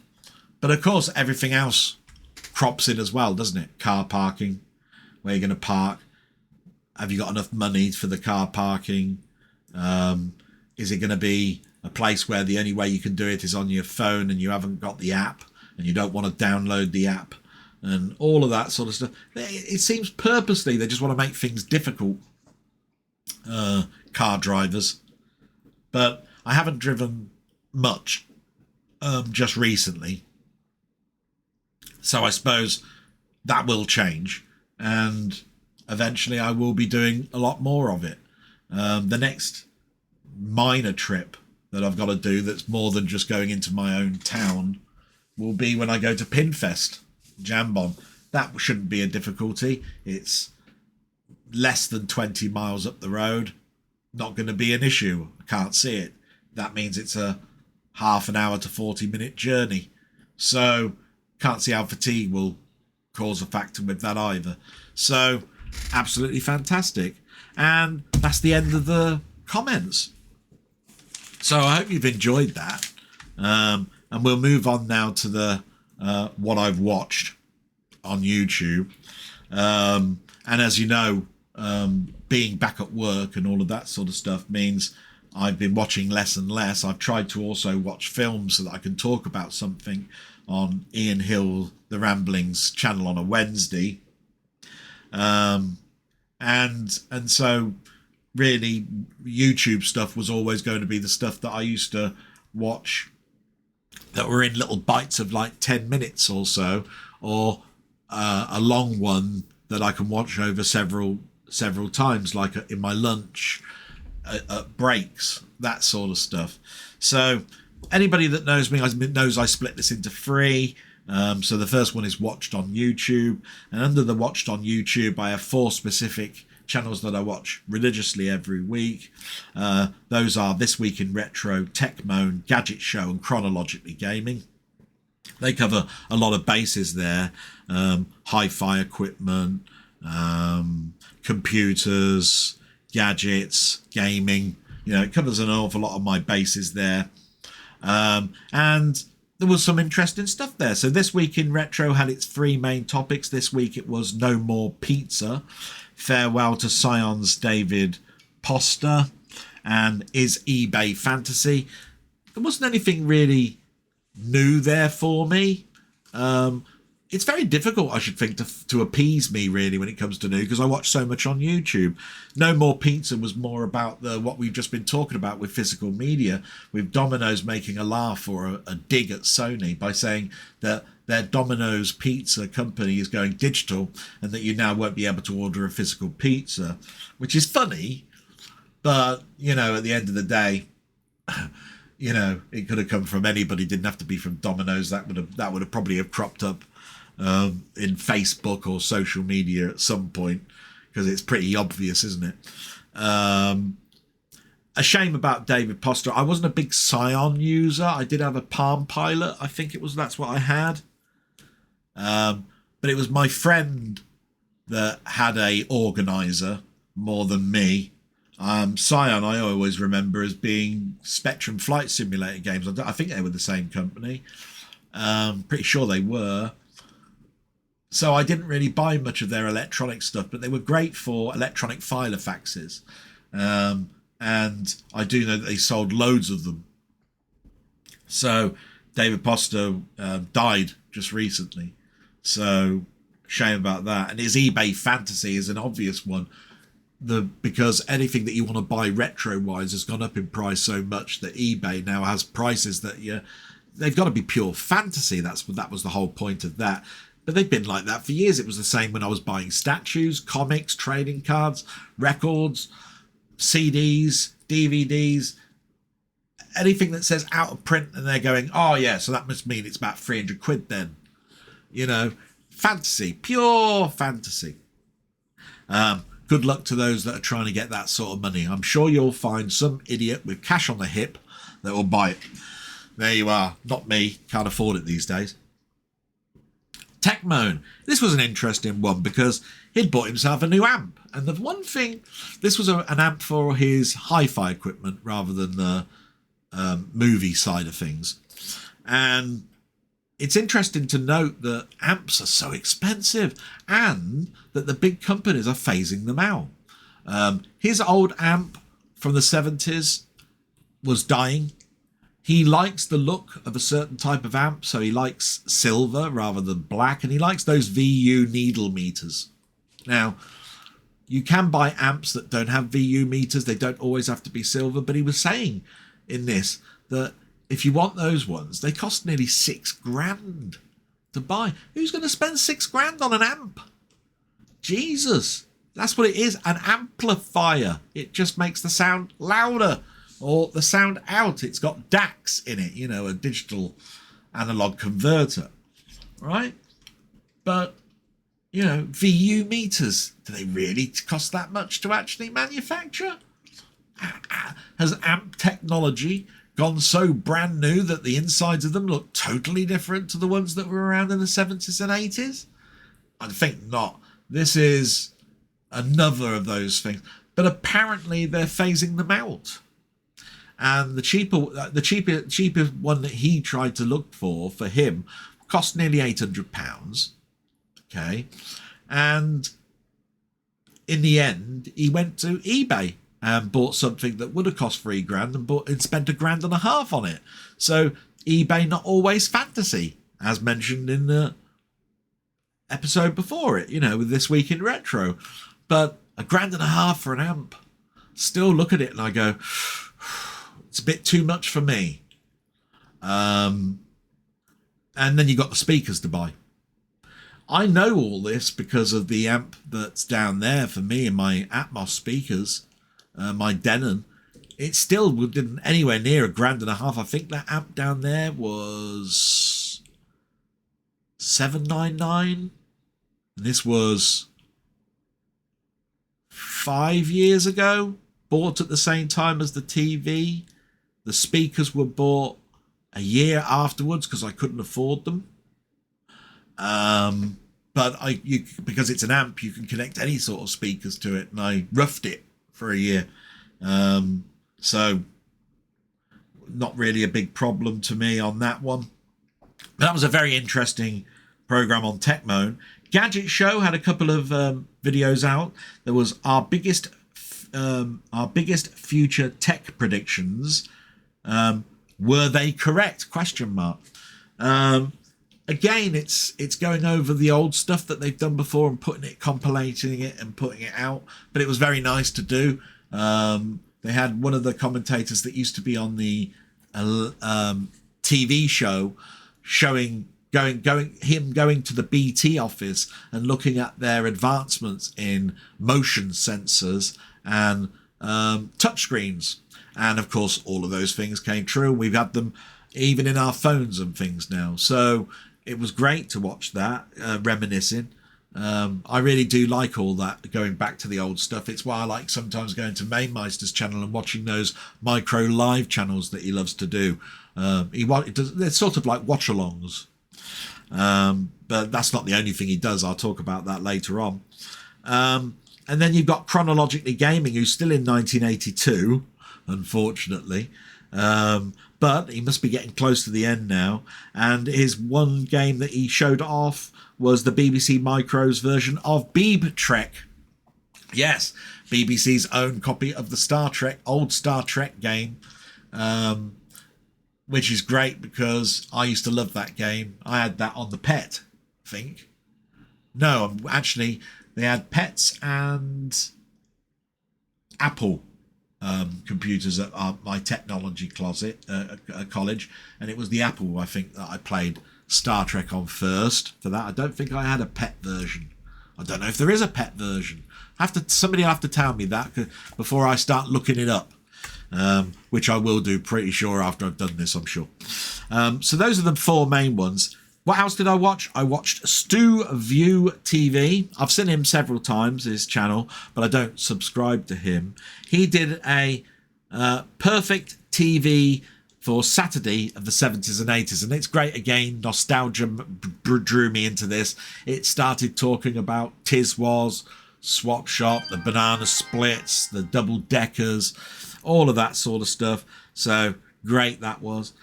Adam Martin is one that I am subscribed to, and that's because it's again nostalgia on TV again. This time though, it was the more big news that's happened recently, where and it was called, so the channel was called Adam Martin. It was called So British Media is About to Change. That's what the episode was called, and it's because Sky have agreed to buy the ITV network, and he wanted to say that obviously things are going to change with that, because it has to. ITV is a public broadcasting, Sky is private, behind a paywall. So what does this mean? ITV's been around for 76, 77 years. But apparently all these things won't totally happen until 2034. So it's 8 years away. And some of it is not even included. So ITV Studios, that's the brand that makes the stuff that is published on the ITV network, is not part of the deal. But I'm surprised that the politicians won't get involved with this purchase, because you'll have Sky News and you will have ITN News. And that means that one owner of Sky, which I believe is a media Mongol, will own the majority of the news network, and therefore will have a monopoly or a biasry towards their own needs with news. Because it doesn't matter what anybody says where they say news is not biased. Of course it is. BBC's biased as far as I'm concerned, and I might get thrown in flames for saying that, but they prove me wrong. I've known them be biased. Okay, it's probably not 100%, but they are. You know, they have to. They are supposed to be the quintessential impartiality, and I don't see it. So that's my damning of the BBC a little bit there. So that was a great video. Then there was a channel called Little Car, and I've watched this on occasion. Little Car, and he did a video called Here/Gone, the Timex Sinclair 2068 story. And it's always interesting to watch these old these documentaries that are done by fans on YouTube, because the Sinclair Timex was the American version of the Sinclair Spectrum, and pretty much they ballsed it up. Let's get it right, shall we? They tried to correct some things, added more memory, all sorts of stuff, and then made it incompatible. I mean, there's no point putting a machine out that's got 2 joystick ports and saying, there we are, look, our machine's got 2 joystick ports, where you've had to buy an interface for it, and then go and change the whole memory makeup of it so that none of the games load. So, you know, you got to look at it and say, that's a balls up. But there's far more in that video than that, so it's worth looking at it.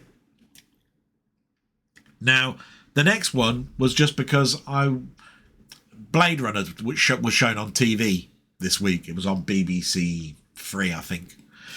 And so I was intrigued about the character of Pris, right? Played by Daryl Hannah in the film. And I believe that might be also a breakthrough role. Don't think she was in much before Blade Runner. Splash you would probably consider to be her big breakthrough. Blade Runner is a high-end film that would have got her a name. And she was talking about how her audition went. How they actually auditioned on the set.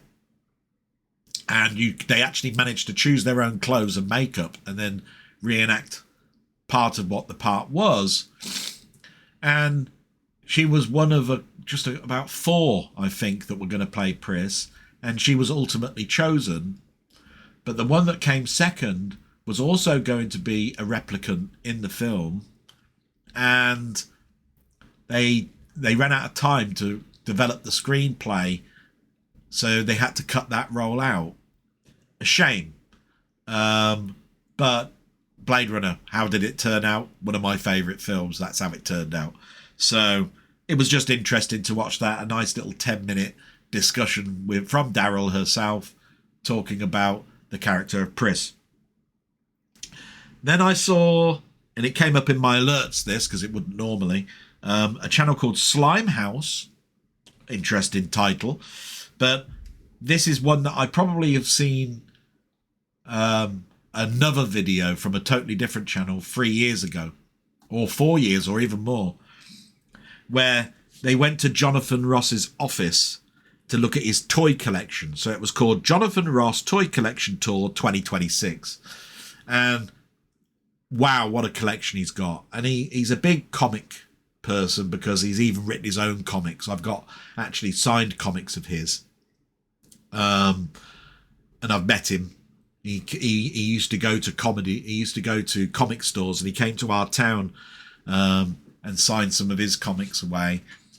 And he's a big Spider-Man fan, and he's done documentaries on Searching for Steve Ditko was one. But he was a big thing on toys, and he used to like all of those Transformers and Gundam robots and all of this sort of stuff. And it took me back when I was looking at the video to ones that my nan bought me when I used to go over to the toy store opposite where she was playing bingo. And they had these little robots that were mostly die-cast, had ball joints that magnetically connected, and they had little firing fists. And they were white and black, and you could get a transparent one as well. And I remember the box being that painted artwork that we talked about as well a couple of weeks ago. But when you took the cardboard away, underneath it was the styrofoam that this thing was in. It was molded styrofoam just for this unique robot, and I just felt I had something of pure quality. I have no idea back then how much it might have cost me, or cost my nan, possibly, because she might have bought it me when she won at bingo or whatever as a present. And I don't know where they ended up. That's the thing. But I loved them, and I kept them pristine. They must have been sold. But they weren't sold by me. That's what I know. I'm too much of a hoarder. As anybody who looks behind my head and looks at my room knows I'm a hoarder. So there we go. So that was a great channel. And then there was a channel called Daily Diva Dose. This was weird. I was probably doing some research on comedians, and it came up with this video called Joan Rivers, Her Best Moments. And I was thinking to myself, wow, I haven't heard that name in a long time, Joan Rivers. And I remember how blue and rude she was. She's been around for years. And so I watched this, and my God, yeah. But she's one of those comedians, and I don't know if you've ever seen these, where she can be the rudest person about somebody else that you'll ever come across, but she'll always put herself down first. You know, she always used to talk about her husband and their sexual performances by saying it must have been bad for him because it must have been like being on top of cardboard, you know, and all of this sort of stuff. So she would put herself down by thinking that she was ugly, thin, you know, non-attractive. But then she would go on a rant with all of her friends. And they did end, ultimately, I did find out ultimately they were friends like Goldie Hawn. Cher is one of her friends. Where she would just roast them. Say awful things, you know. I can't say them here because they really are rude. Can I think of a tame one? Yeah, she told Goldie Hawn one day to pull her skirt down because her roots were showing. Yeah, that's about as tame as it got. So that was what I watched watched on YouTube, which is just the general side of things. And we moved now to what I watched it based on film, TV, and soundtrack. And we get to the top here, Ian Hill, The Ramblings, who I always watch religiously every week.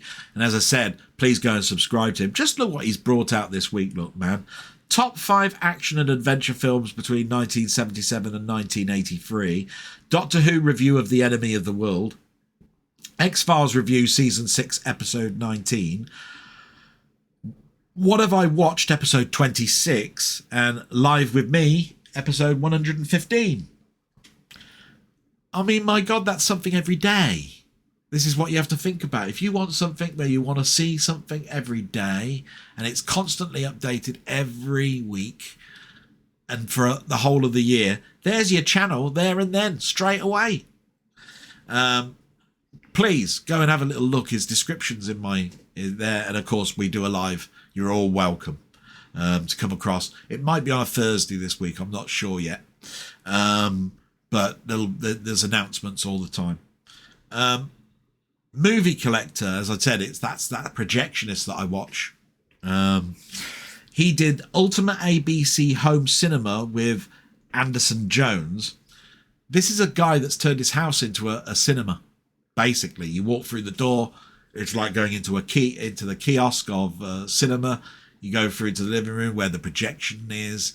He's turned the upstairs bedroom, I think, into, I mean, it really is. I mean, it's just top notch, absolutely fantastic. Definitely worth a watch. So knowledgeable is that guy, brilliant.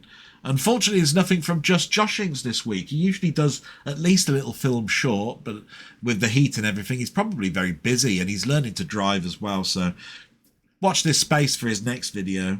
And then we get to Blue Roy Movies, who I've just recently discovered. People have been asking me to watch his channel for several months, but I've just finally got round to doing it. He did his My Top 10 1950s films, and he also did his weekly watches from his own collection. Always interesting, because you'll always bound sure to find a film that you've never heard of. And if someone recommends it, you go, sounds right up my street, that. I think I'll go and watch that. So, always great. And that goes the same for my next friend, Muckman Movies, Jamie. Yeah, Muckman Movies. What a channel he's got. He did his My Top 10 Films of the 60s. So we've got 50s, 60s all covered. My God. What a time it is for you to learn about films that were great to watch in these eras. Absolutely fantastic. And before we move on to the normal mainstay, and by the way, please go and subscribe to Jamie Muckman Movies. Fantastic channel. They've been mentioning to me over several weeks the Criterion's YouTube channel. Criterion being a distributor of films. They had this special section called Closet Picks. What they've done over several years is they get people like actors to go into the Criterion closet, and they're given a bag, and they can take films off of the shelves, talk about them, and then they can take the films home with them.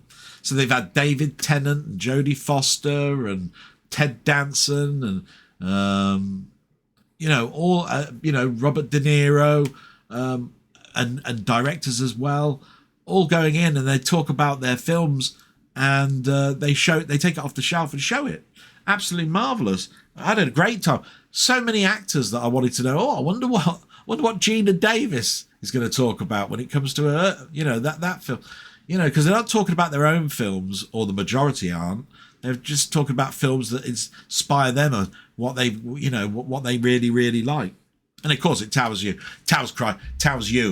and Criterion make this perfectly known, just what Criterion have got in their back catalogue of films for you to order. So obviously, it's really good for them. And the last one, like I say, in the film and TV is always Commode on Film podcast and Commode and Mayo's Take. And Commode on Film podcast this week was set in the pub, like it always is. But they were ranking all of the Christopher Nolan films from bad to worse. From bad to best, or worst to best. So that's very interesting, just to hear what a critique thinks of Christopher Nolan films and what they think is his best. Interesting. Not necessarily is it going to be yours. And then, of course, with Simon Mayo, with Commode, they did the film reviews this week of Moana, Rosebush Pruning, Evil Dead Burn, and the box office top 10. So no review of The Odyssey yet, but that'll bound sure to be next week. So I'm looking forward to that. I want to go and see The Odyssey if I can, but it's doubtful. So it'd be one that I'm interested to know what he thinks of that film. And the last page is the Gaming and Tech YouTube. My friends that are on my Discord, or my friends' Discords, or people who stay in touch with me by phoning me, texting me, emailing me, they're all here. And right at the top, we've got my friend Down the Rabbit Hole. He did a number of videos this week. They all have long titles this week. I don't know what's going on there, but it takes up an awful lot of my pad look. So he had Galactica, and then it's got the subtitle, This Woman's Laugh Shook My Values to the Core. And if that's not got you intrigued, I don't know what won't. And go and have a look. He did Super Nintendo Hyper-V Ball is surprisingly good. That was great because he's doing a game review, which I always like him doing. And then he had the last one, trying another D&D mead.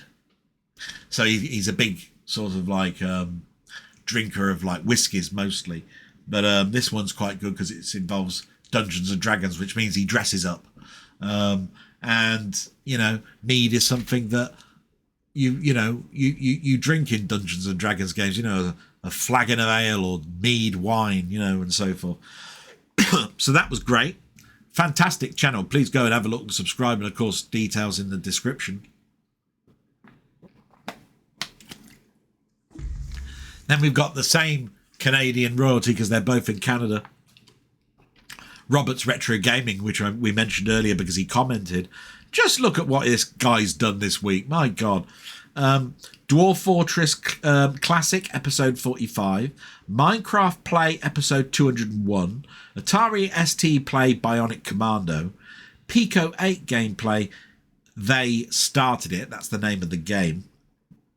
Commodore 64 gameplay of the Blue Max. What a classic game that is.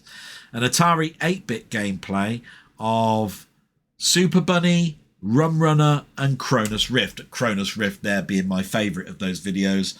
I played that to death on the Commodore 64, but it was also on the Atari 804, so that was fantastic. And just look at that. I mean, there's one every day a game. I mean, I've got no end. It's a tapestry of information that I've got something every day new to watch. Fantastic.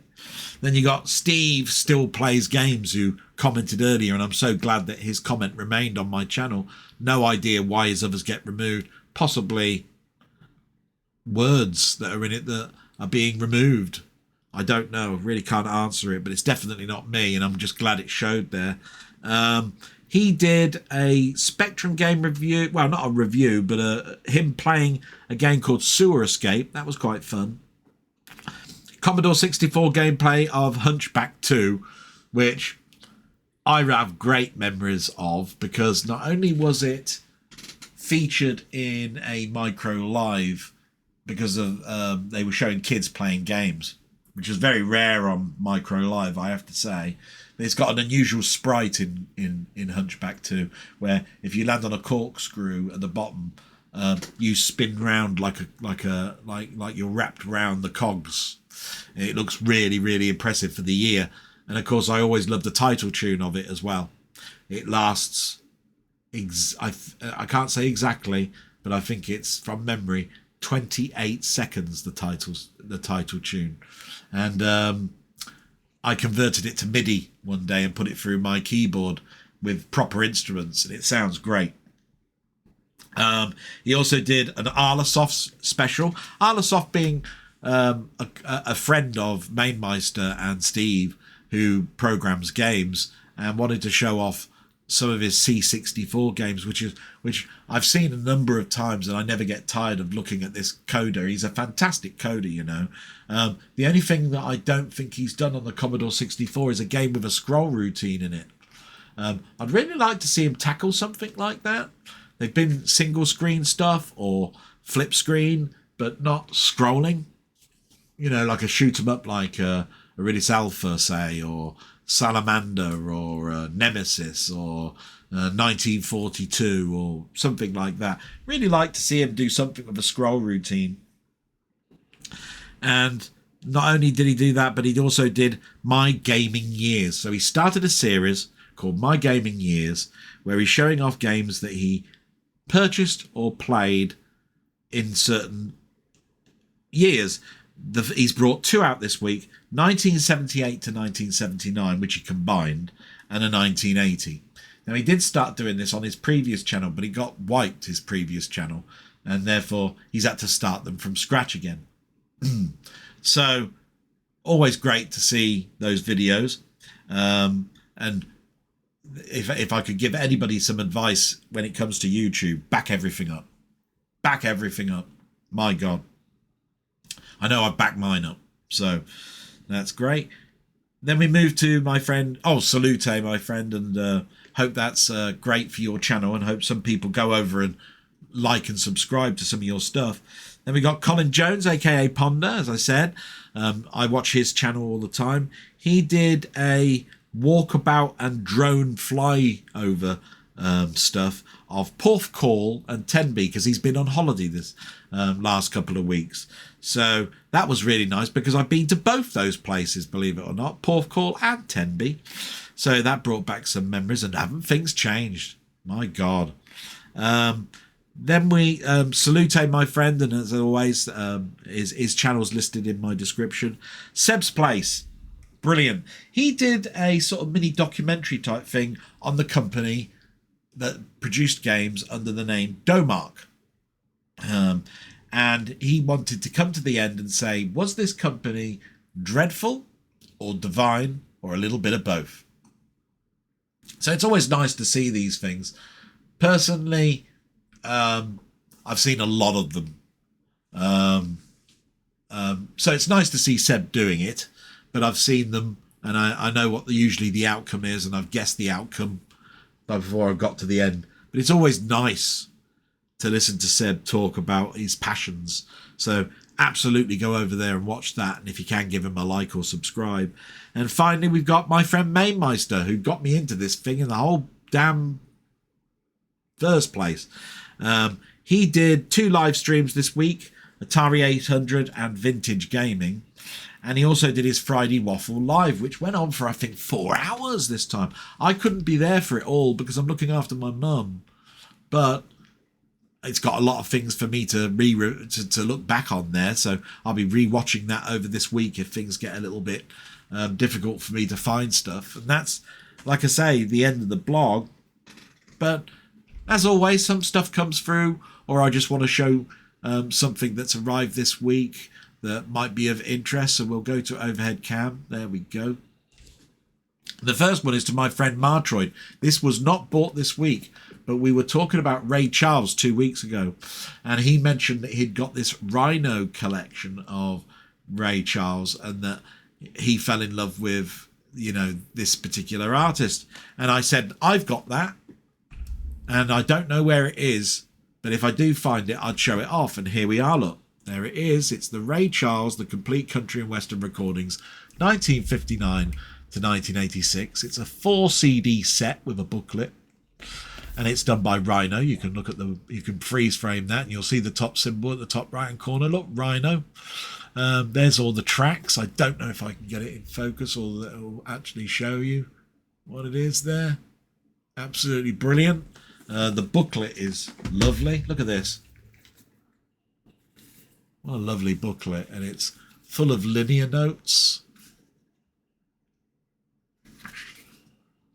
The evolution. Well, and on the side, I think there are comments from him. There we are, look, on the side there. In the words of Ray Charles, modern sounds and country and western music. I did come up with the idea of doing the album, but I didn't come up with the title. That was something ABC Paramount did. I'd love to take credit for it, but I think maybe Sid Feller came up with it. See what I mean? Just little comments from on the side. Absolutely marvellous. It's a great little booklet. It's fantastic. And it's a great little box set. I think this goes for quite some money now on eBay. I haven't looked. I bought this from eBay, but it was 2002 when I bought it. And I think I had to buy it because I don't think it was in this country. I think it was Rhino, and therefore I had to import it, if I remember rightly. That might have been the reason for it. I don't remember seeing it in HMV ever. Maybe I'm wrong there. But I've seen it on eBay going for over £100, this box set. But I think if you do get lucky, if you find somebody that doesn't recognise the value of something, you might get it cheaper. But that's a lovely little set. I've tried to keep it as good a condition as I possibly can. Very difficult, with cardboard and stuff wrapped over, paper wrapped over cardboard, should I say. This arrived this week. So this is one that definitely arrived this week. That one was just from my past in my in my boxes and stuff that I've got upstairs. But this one arrived this week. It's the Steven Spielberg Steelbook of Super 8. It is its 15th anniversary. A nice little film, not fantastic. It's not Steven Spielberg's best, not J.J. Abrams' best, but an interesting film nevertheless. It's quite a nice looking one, a glossy looking steelbook, but again, unimaginative, no bezels, no embossing or anything like that. So nothing fantastic there. And then a book arrived this week. This one I'm mentioning because there's a little story behind it. The Amazing Spider-Man Omnibus, Volume 7, and it covers all of these comics that you can see there. But it's Spider-Man, so of course I'm going to order it. We're heading into the era of John Romita's son, so John Romita Jr. and Frank Miller. How can you not forget Frank Miller? Fantastic. But there was a story behind this, is the fact that it was unheard of that Marvel omnibuses would go up to a volume 7, which is a good indication that they will continue and have the whole collection at some point in the future listed as omnibuses, and then all the spines will conform, etc., etc. Although they have changed the spine already and changed the font size, but generally it's got the Marvel Omnibus symbol at the top and the picture at the bottom. But they look lovely when they're on your shelves. And that concludes what arrived this week. Spider-Man being my sort of like collection for comics, if you see what I mean. So volume 7, and I've got all 7 volumes. So that's great. And that's the end. Hope you enjoyed this. I love doing it on a Sunday. Hope you found some interest in it. Mother and me are keeping well, as is my sister. We're doing the best that we can, and life moves forward. I'm hoping everybody gets some respite from the heat wave that's in the UK at the moment. I'm sure cool weather's on the horizon. And until next week, I just want to say salute. Thank you so much for listening to me ramble on. And so until next week, bye-bye.